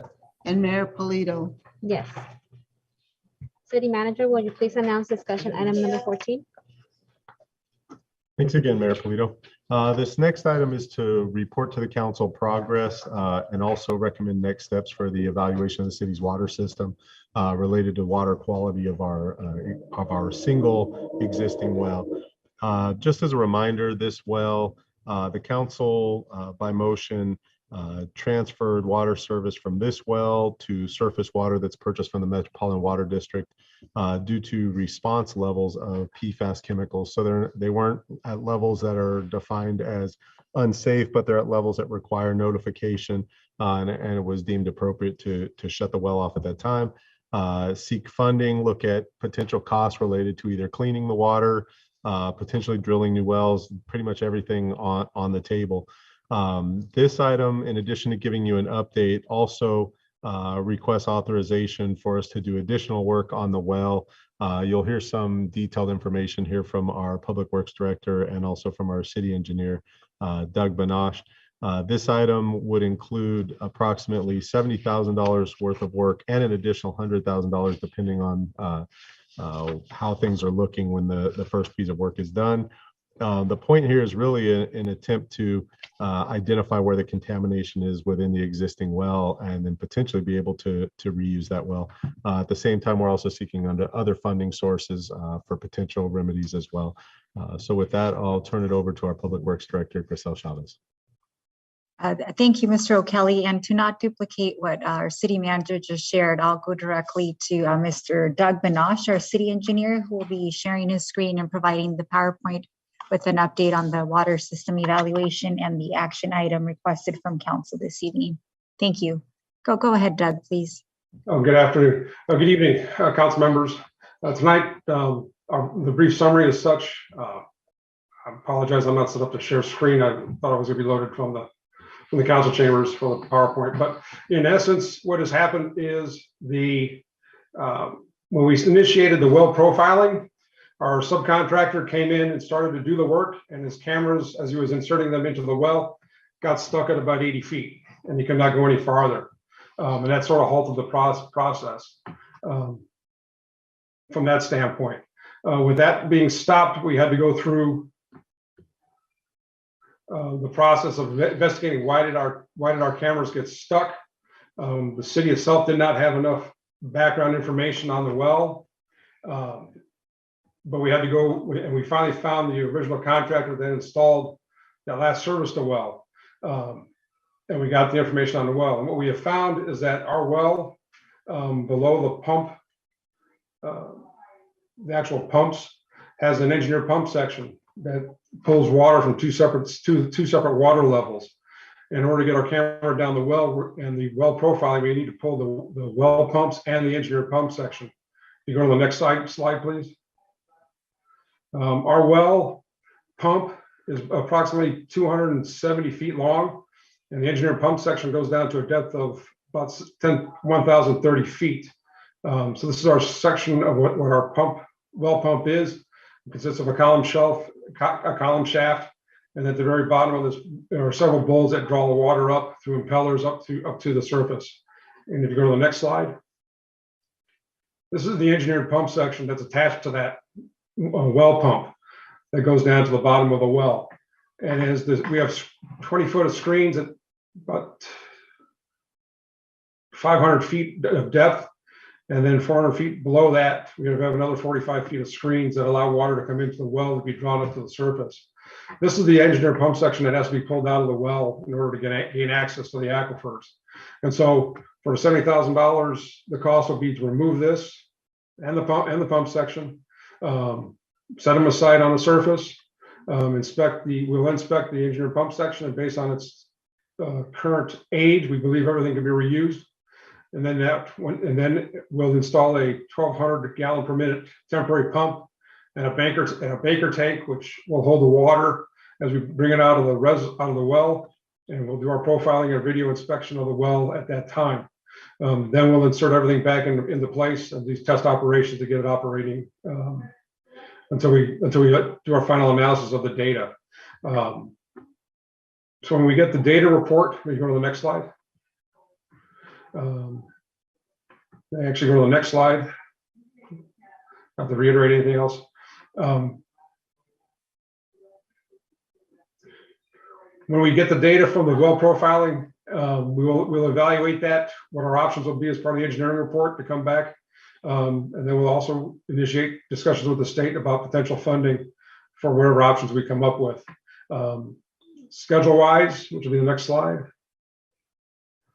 We expect to finish this engineering study come end of July, and then we'll have send the DDW for review through in August. Probably get a response back from them in December.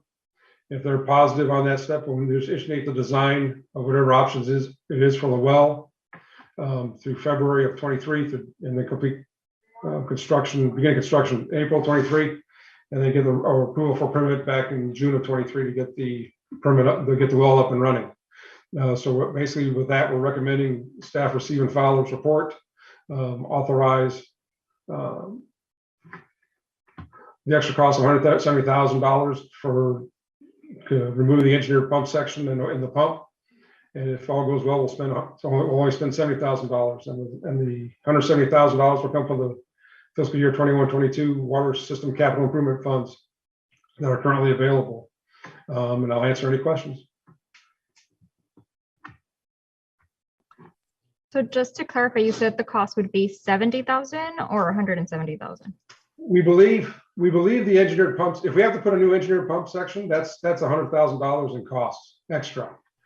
We're just requesting this as a placeholder in case we need it, then it's already approved and we just keep the project moving forward versus coming back to council. We believe it's only going to cost us $70,000 based on the age of the engineered pump section. And Councilmember Cortez, for the sake of capturing the worst case scenario, we would request council approve authorizing the extra work not to exceed $170,000 in case it turns out that engineered pump section does need to replace. We don't have to come back to council again. It would all be approved tonight, but we're hoping that we just have to spend the $70,000. But it could be $170,000 total. Okay, and what would be the timeline to bring this, will this item be coming back to council to update us on that amount, or? Yes, we will certainly provide an update with the findings, and as stated by Mr. Benaj, around July, this will be done. So we'll bring to council the next progress phase before we submit to the Division of Drinking Water, basically the findings of the analysis. Okay, thank you. Thank you. And the other council action item requested this evening is to appropriate the $170,000 from the Water System Capital Improvement Fund to cover the cost of this extra work. Thank you.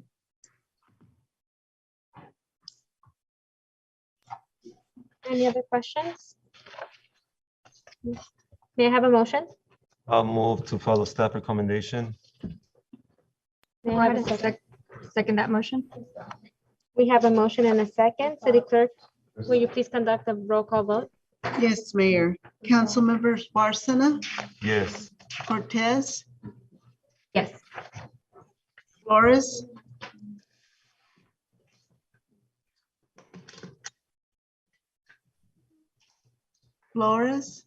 Yes. Mayor Pro Tem Chavez. Yes. And Mayor Polito. Yes. City Manager, will you please announce discussion item number 15? Yes, Mayor Polito. This item is an aquatic center project update. And we show April 2022. Obviously, this is a long-term project. Just to kind of reference back to the cistern project. The cistern project is arguably a much simpler project on the surface than an aquatic center. And you've seen that project is taking approximately 3 years. And that's with funding secured. So the aquatic center project is long-term. We continue to spend a significant amount of effort in getting this project going and getting a new aquatic center put in. So updates obviously are important to the council and important to the residents.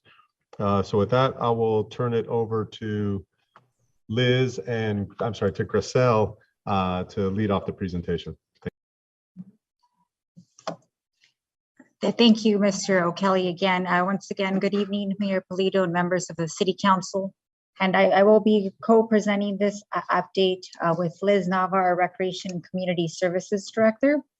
And I'd like to start with just sharing again the renderings of the Aquatic Center once complete, the renderings to show the community and our council again of what the expected results of the project will look like. So we have the 50-meter pool, the therapy pool and outside areas, the activity pool for the children with the various play slides and structures. We have the interior of the building with the window cashier area. And we have the inside of the locker rooms and the restrooms, the fitness room, locker area, the terrace seating for the stage entertainment use. Just an aerial view here again of what the entire site will look like once improved. And these are some of these next slides will show some of the materials that have been presented to the Council Ad Hoc Committee every month when we've been meeting. And feedback has been received and taken by our architect engineering team, and modifications are being made and will be brought forward. But this is some of the interior showing the concrete block, the actual materials for the countertops and cabinets around the entire facility. Next, we have the concrete block walls and paving seat wall areas Next, we have the material for the fencing, the bleachers, the shade structures. And next, the colors and the type of signage that would be installed in and around the swimming pool areas. And next, we have some of the play structures that would be going in the actual children's activity pool. And lastly, we have a picture of the main element in the play, the children's play section, which is the main pool. So again, these are just draft materials board presented to the ad hoc, and with the feedback from the ad hoc committee, there's some changes to colors being made that we presented at the May or June meeting. And so with that, I'd like to just turn it over to the highlight on the progress to date with some of the main activities that have been completed since the last update presented in February. So the plans have been completed at the 90% level and have been submitted to LA County Department of Public Health. They were submitted in mid-March, and we expect comments back in the next week or two with corrections and changes that will then be implemented by the architect and submitted back to plan check with the county. And I'll turn it over to Liz after this statement, but basically our Community and Recreation Services Director has submitted over $20 million worth of funding requests, earmark requests to various elected officials as shown here on the screen. It was a very extensive and elaborate process with short time frames, so I'll let Ms. Nava expand on that. Thank you, Grisel. Good evening, Mayor, members of the City Council. In order to reduce the cost of towards the general fund and towards private loans and CDBG funding, we submitted applications to local elected officials at the county, state, and federal levels. And we applied for $1.5 million each from United States Senators Alex Padilla and Dianne Feinstein, as well as to Congresswoman Lucille Roybal Allard. I just wanted to really quickly explain that request that goes to the federal elected officials is for earmarked funding, which is a highly competitive process, and it's a very lengthy process. It requires first for the senators and the Congresswoman to review all of the applications that were submitted.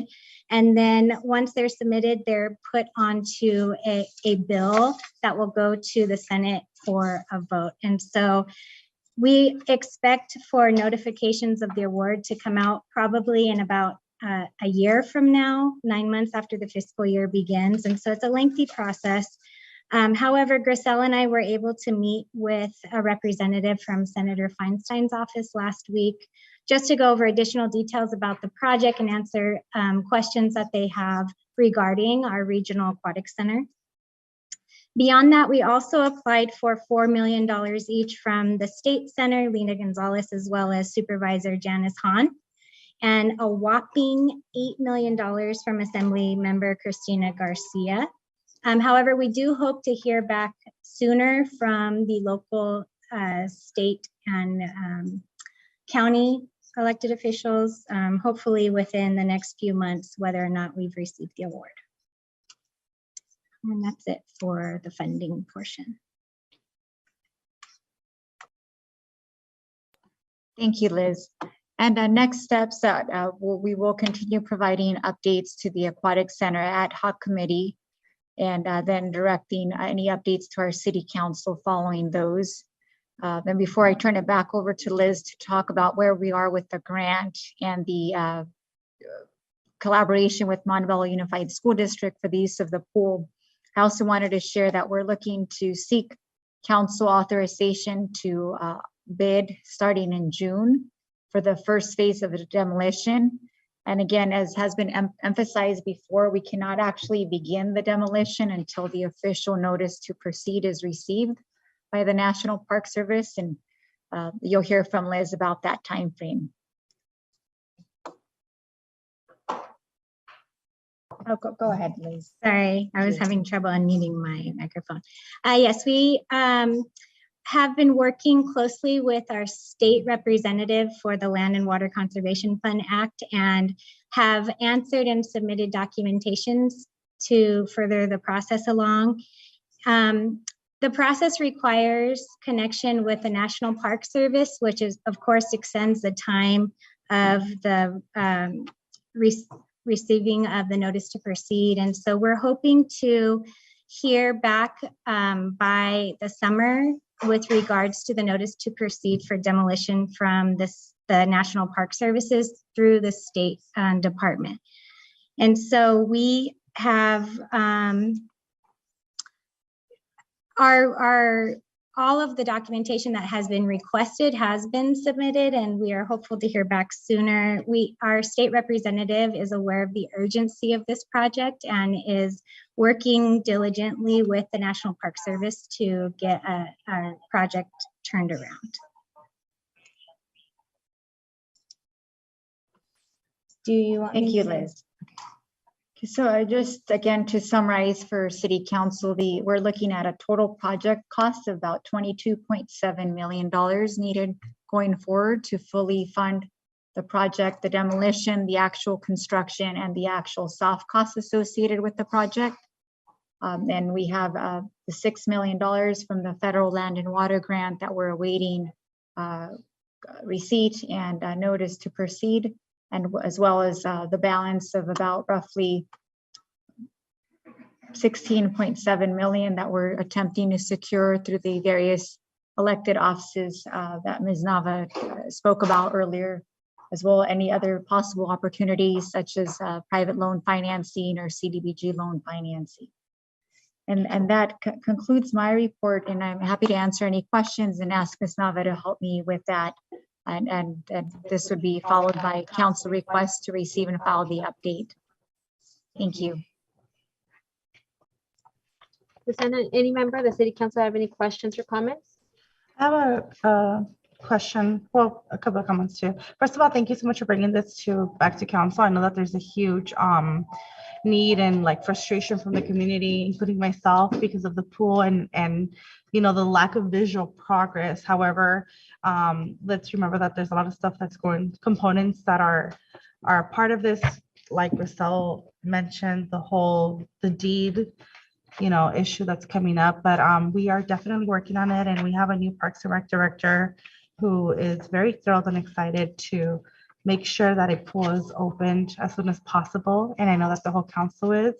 And also a big thank you to all of the electeds who took meetings with us, and our federal lobbyist who is helping us get all of this funding and write all of this funding for our pool. At the end of the day, the elected officials the federal elected officials represent many cities, and they genuinely don't, you know, we need to remind them that we're here and that we need those monies. So thank you to staff for writing those earmarks requests to our federal representatives. It's so critical. So as elected officials, I think we have to continue to knock on those, you know, ring those phones and send those emails and say like, hey, send me $1 million over here for a pool. So I also have a joke, so I think you guys should all use it. I always tell them, whoever sends me the most money, that's what we're going to name the pool after. But we have to bring it back to the council, so so don't take it as a promise. But yeah, I think that's a good one. And yeah, that's all. Thank you so much. Any more questions or comments? I just want to make a comment.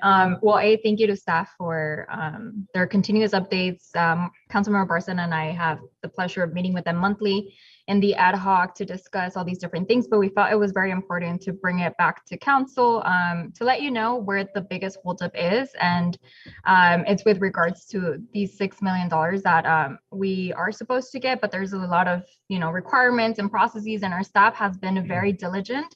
And as Councilmember Flores mentioned, we have two amazing directors, you know, Director Nava and Director Chavez, that have been very proactive, and they've been complying with every single request. Some of these requests are very last minute, but due to the fact that they haven't released those funds and they're conditional, we haven't been able to begin the demolition. And without demolishing, we cannot begin anything. So it has been extremely frustrating. Councilmember Barson and myself, we have been, you know, trying to, tell staff, do everything that you can. And of course, they're doing as much as they can to overcome this hurdle, but it's frustrating that we can't move, but we're patient because we're very, very, very grateful for these monies. And we're grateful that we're going to get a new aquatic center.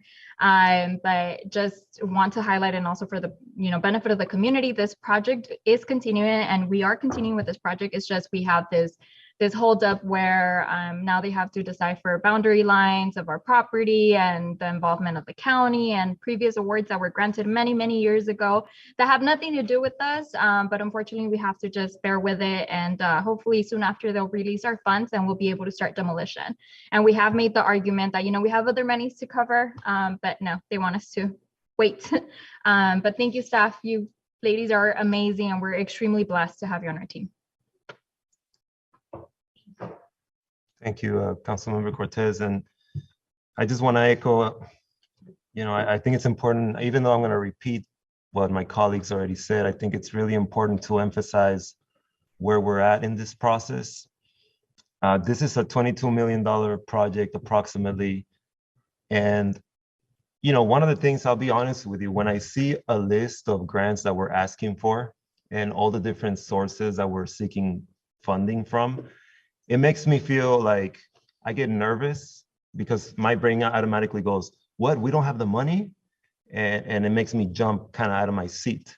However, I want you guys to know that the only reason those funding sources are appearing there is because there's been a great delay in the funding that we already have. We already secured $6 million from as a grant. However, what's happening is that they're trying to figure out what land belongs to who over at Ford Park, and that takes a while. So that's a big lag, which means that what our staff is actually doing is they're taking this opportunity, and instead of sitting around with their arms crossed, they're actually going and asking for more money. So what that means is that at the end of the day, if we are able to get that money, we're actually going to be in a better place. So we're trying to make the best out of a uncomfortable situation that's just taking longer. And I want to make sure that I thank staff for that. I apologize again. I'm just repeating what they said. I'm just saying it in different words, but I think it's very important for you guys to know that we have a good team in place. We have a good council that's still supportive of that project. It's a huge project. We would definitely be put on the map in terms of aquatics, just like we were in terms of soccer with our sports center. And we're still committed greatly to that project. So just be patient, hang tight, and hopefully we'll get the funding sources that our staff has already done a great job at asking for. So we're gonna follow up strong. We're gonna keep bugging our representatives and elected officials higher up the ladder to make sure that we get that money for our residents. But thank you, Councilmember Cortez, for being part of the ad hoc, and thank you to the council for continuing to support, and thank you to staff for doing such a great job. Sure. Briefly, I just want to thank our directors for presenting and giving us an update. It's always good to see what's the status on the pool. And it really seems like it's kind of out of our hands in a way. So it's just, I'm glad that we're putting in all these requests to different elected officials. And then I would encourage, if not, I think we're already all doing it, make sure we continually calling our elected officials and asking them about the importance of this project to our community. Again, thank you so much for the presentation. Appreciate it, and look forward to hearing of another update, hopefully with more good news. Wonderful. May I have a motion? I'll go ahead and motion to approve. I'll go ahead and second. We have a motion and a second. City Clerk, can you please conduct a roll call vote? Yes, Mayor. Council members Barcena, Yes. Cortez, Yes. Flores, Yes. Mayor Pro Tem Chavez, Yes. and Mayor Polito. Yes. City Manager, will you please announce discussion item number 16? Thanks again, Mayor Polito. This item is a review of the city council appointments to external committees. So this is an item that comes annually to the council and also can come to the council at any time throughout the year as well. So it's there for consideration if any council member wants to make a motion to remove, transfer, change out seats on external commissions. Thank you. Thank you. I would like to nominate Councilmember Flores as delegate for the Gateway Cities Council of Governments External Committee. I think that the relationships that you have developed with elected officials around the area, along with your passion for service, will be a big aid in the transportation, housing, air quality, and economic growth of the region.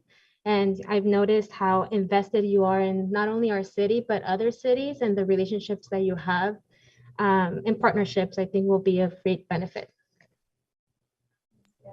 I'll go ahead and second that motion. City Clerk, will you please conduct a roll call vote? Yes, Mayor. Council members Barcena, Yes. Flores, Yes. Cortez, Yes. Mayor Pro Tem Chavez, No.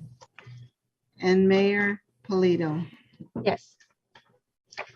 I believe that the alternate for that external committee was Mrs. Flores, so I would like to nominate Mayor Pro Tem Chavez as the alternate. I'll second that motion. City Clerk, can you please conduct a roll call vote? Yes, Mayor. Council members Barcena, Yes. Cortez, Yes. Flores, Yes. Mayor Pro Tem Polito. I Yes. mean, Mayor Pro Tem Chavez Yes. and Mayor Polito. Yes. Are there any other nominations? I just wanted to make a comment. Thank you so much for the nomination, Mayor Polito. I really do appreciate it. As you guys know, I've been on this committee for 2 years, and you held it too, and so did Jorge, and I'm really excited to be back. And thank you so much, Mayor Pro Tem Chavez, for your work there. And I'm looking forward to continue the work that we have all done together. Thank you.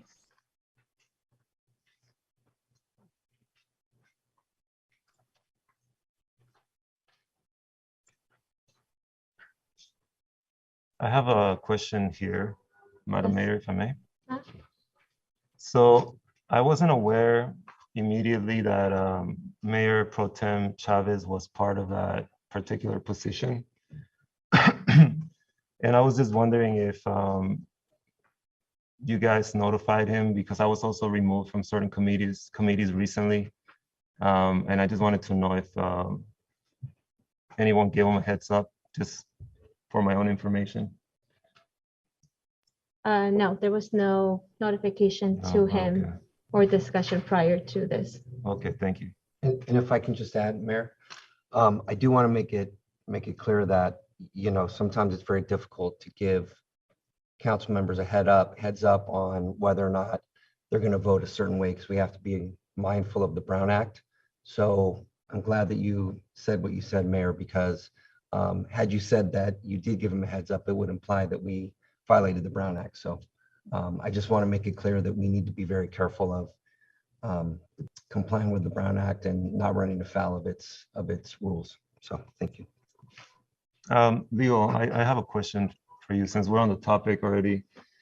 So would it be inappropriate to notify someone who's being removed from a specific external committee, or what would you say is the best advice in that regard? Well, I think it would be difficult for any member to say what action was going to happen at a public meeting, because that would imply that they've got a consensus of the council, which would run afoul of the Brown Act. So that was a yes? I'll let my response stand on its own. Okay. Public participation is now open for items not listed on the agenda. City Clerk, please announce the instructions for public participation. You're muted. Members of the public will now have an opportunity to speak on items not listed on the agenda. Please state your name for the record before addressing your comments to the mayor and council members. Each speaker and written comment is limited to 3 minutes. Written comments will be read out loud after all speakers have been heard. Anyone wishing to make a comment may do so at this time by pressing *9. When instructed, press *6 to unmute yourself. Individuals joining through the Zoom app may request to make a comment by using the raised hand feature on Zoom. And at this time, there are no raised hands, so that concludes public comment. Mayor, if I may. Yes. I do want to incorporate a comment that we received at the last meeting from Mr. Don Jervis. He submitted to us a comment regarding the rent control. His comment was that he strongly opposed to any additional rent control or tenant protections being imposed on the property owners in Bell Gardens. And there are 60 residents that joined in his public comment. So I'm going to incorporate this comment into the record for the last meeting. The reason we didn't provide it during the public comment at the last meeting is because he submitted it to the wrong person in the city. It was not submitted to the city clerk, as I understand it. So I'm making sure that you all have a copy now and you can read it at your leisure. Thank you. Thank you. If there's no objection by the city council, I will close public participation. We will now move to council member comments. Councilmember Bárcena.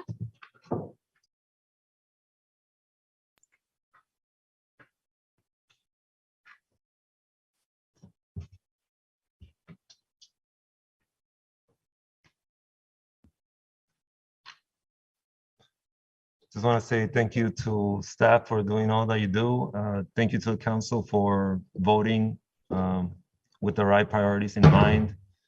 And I know that there was a discussion about you know, how we work with each other here on the council. And I just want to encourage everyone to, you know, we had a proclamation about love today, right? I understand when people are enemies, you know, when we came on this council, we had adversaries that were from a different political faction that ran against us during elections. And I understand when you come in like that, you come in and you make changes that have to be very cutthroat, very harsh, very difficult. However, you know, given that we are working on several issues right now, I would hope that we can treat each other with more love, like how the proclamation indicated today. I just want to encourage everyone to be respectful of each other in that regard. Again, if you're mortal enemies, go ahead and do what you have to do. But if you're working with each other, do the best that you can to treat others the way that you want to be treated. So that's my message for today. Thanks everyone for all that you do, and we'll see you at the next meeting. Councilwoman Cortez. Just thank you to everyone. It has been a long but productive meeting. Thank you to staff for sticking with us, and obviously all the work that went behind this meeting. You have to do a lot of work to put these agendas together, so you're much appreciated. Councilwoman Flores. Yes, same. I just want to thank, first of all, thank our city manager for doing an excellent job. A lot of people don't know that our city manager, the gentleman here with the last name O'Kelly on the screen, he has to deal with all 5 of us, and we all have different priorities. Can you believe we're different? Isn't that crazy? And obviously, you know, we all have residents that we communicate to, that we send all of our concerns to him. And I'm really grateful, Mike, for the way that you are delegating all of your duties and the way that you are making sure that everything's running smooth and that all of our residents' concerns, more importantly, are being heard and responded to. On that note, I also want to thank all of the directors of our departments. I know I say this every meeting, but I genuinely mean it, because every week there's something different that goes on. Just yesterday, we had a lot of activity in our streets, and our police department is working arduously to just make sure that we can go to sleep and have, you know, a safe night. Thank you so much. And I also want to thank, more importantly, also our callers, everybody that jumped in and had a conversation with us and participated, no matter what side of the aisle you're on. Remember that we are all here for the general best interest of all of you. We don't, you know, pick one over the other. It just really is, this is what's the best, you know, for now. So thank you so much for participating and being a part of the conversation. Lastly, I just want to end by honoring, I know Councilwoman Cortez did this earlier and gave some moments of silence, but I do want to honor Detective Alexis Gonzalez. He died while he was off duty in a car accident off the 605 freeway. He was a resident of the city of Southgate and an officer in the city of Southgate, which is very, very rare that a detective serves in the same city which he lives in. He actually grew up in the city of Southgate, and he was a really good friend to my best friend, Councilmember Diaz in the city of Southgate, and a good friend to my, to another colleague of mine who's an officer in Southgate. And so I know there's going to be a candle vigil for him tomorrow outside of City Hall. So if anybody wants to participate and paying their respects to this very young, very, very young officer, I would invite you to do so. And I hope that we can please conclude the meeting in his honor. And thank you to my colleagues for, being strong. And that's all for me. Thank you, everybody. Have a lovely evening. Mayor Pro Tem Chavez. Thank you so much, everyone, for a great meeting. Just gonna mention the things that came up between the last meeting and this meeting. On April 13th, I got to participate with Junior State of America, talk to their, it's a student-led organization, largest student-run organization in the nation, governmental, sort of political, sort of encouraging students to get involved in civic engagement. I talked to their JSA Democratic Socialist Party. I was a keynote speaker. I was able to mention where the Democratic Socialists stand as a party, where we've been failing, and honestly, my opinions on the squad at the federal level, which includes Ilhan Omar, Alexandria Ocasio-Cortez, Rashid Tlaib, and other prominent figures in the Democratic Socialist movement. April 16th, I got to participate at a 5K. I went ahead and I ran in Huntington Park's 5K. It was great. It was fun. I went ahead and finished my 5K in 26 minutes and 27 seconds. I came in 43rd place out of hundreds of people. I plan to participate in all the 5Ks throughout Southeast LA. I believe that there's another one happening this Saturday in Bell. And then there's another one happening later in May in the city of Linwood. I look forward to participating in our very own 5K in the fall, which I can't wait for that to happen. That same day was actually a pretty busy day. So after the 5K, I went ahead and I attended the monthly family food program at Veterans Park. I'm glad to see that the program's still up and running. We gave out food, boxes of food. We gave out chickens, potatoes, and oranges. A lot of that in quantities. A good amount of items were given out to the families. There's still definitely a need out there, and I'm glad to continue advocating on behalf of this program and seeing it succeed. Last Monday, I had the pleasure of attending the 710 Ad Hoc Committee. We discussed the finalized 710 Ad Hoc Committee principles for the Gateways COG. And also through that Ad Hoc Committee, we went ahead and clarified certain provisions that were not specified for the staff on the program and projects list. The majority of the meeting consisted of that, but it was great to go ahead and specify exactly what programs and projects were staff needed clarification on. Later last week, I went ahead and I attended the NALEO National Policy Institute on Emergency Preparedness for 21st Century Hazards. This is my first conference / institute with NALEO as an elected official. In my teenage years, I went ahead and I assisted them in filling out applications for residents applying for citizenship. I was glad to interact with them now as an elected. Throughout this institute, we discussed COVID-19 impacts on our communities, climate-related emergencies, and various other topics. The institute was pretty small compared to other conferences and conventions in terms of attendance. I would say no more than 100 elected officials attended or participated, and all of them being Latino. I got to meet Latino elected officials from states where there are not really many Latinos, including Nebraska, Ohio, Alaska, and other states. It surprised me how much here in California we're sort of a bubble. However, even though that is the case, we continue to lead the way when it comes to issues here in our state of California. Overall, my first conference with NALEO, it was great, and I'm glad to have been able to receive a scholarship to attend. Today, I had the pleasure of meeting with Nancy from Gateways COG for the 710 Ad Hoc Committee.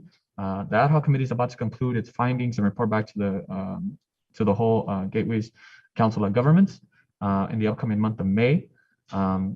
There was an extra meeting added to the agenda between now and then that meeting happening today at 5 o'clock. I mean, at 6 o'clock. Unfortunately, I had to participate. Not unfortunately, I had to participate in both, but I didn't. I just was here and I got to touch bases with Nancy and share my thoughts on the meeting that was supposed to be held at the same time. The agenda was very similar to the agenda as the last meeting. Point that I did want to make was on the process, the Metro Board 710 Task Force, and perhaps missed the opportunities that we haven't been able to make progress on. The Metro Board currently meets only once a month. A Metro Board 710 Task Force only meet once a month. However, it's created multiple subcommittees, entities that will share all the findings back to the 710 Task Force. The missed opportunity is the process that Metro has gone about. It's taken quite a bit of time and length when it comes to preparements of items. And throughout this time, there's been state and federal funding opportunities that we've missed as a region. Luckily, there are countless members who sit on both the 710 Task Force Metro Board and Gateway's COG 710 Task Force. So I believe that we should just move forward in communicating with them and having them advocate on the urgency to Metro to get on top of this. So no more opportunities in terms of state and federal funding is missed. Finally, this Thursday, I'll be attending the California Contract Cities LA County Local Advocacy Group. It'll be in downtown LA outside County Board of Supervisors office. We'll have a press conference and address various topics, including catalytic converter thefts and others. Finally, I'm glad and appreciate all our council supporting the urgency ordinance for a rent freeze for the next 90 days. I thank everyone who was able to make this possible, including Councilmember Flores, Councilmember Cortez, Councilmember Barcena, and Mayor Pulido. Now that we got rent freeze done, let's move forward and pass rent control in our city of Bell Gardens. Thank you.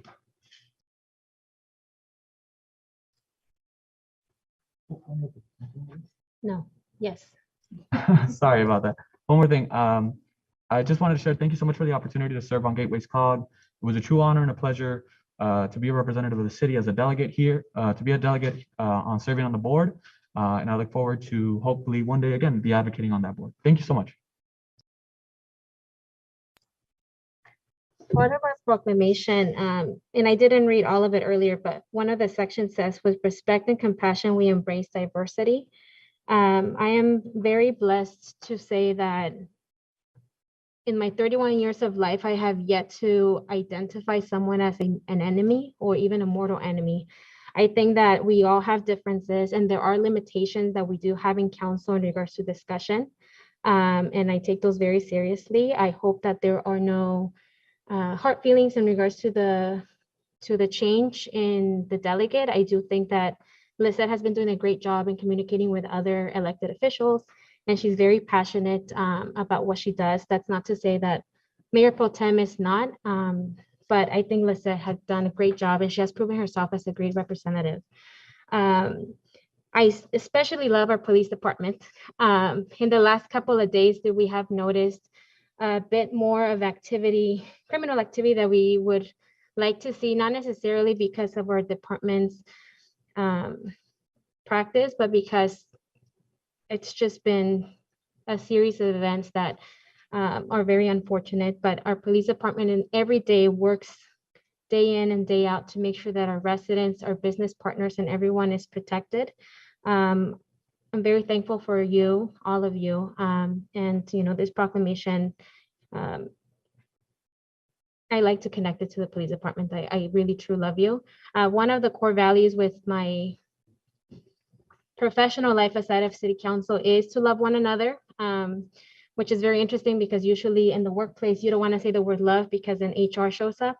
But with our organization, we embrace that, love one another. That does not mean that you are blinded by the love that you feel for your coworkers. That means that you love them and cherish their strengths and their weaknesses, and you provide constructive criticism and hoping that one will grow as a better professional, a stronger professional, and I take that very seriously. So love comes in different forms, and I hope that we can see that as a group. And with that, I will adjourn our council meeting at 9:59 p.m.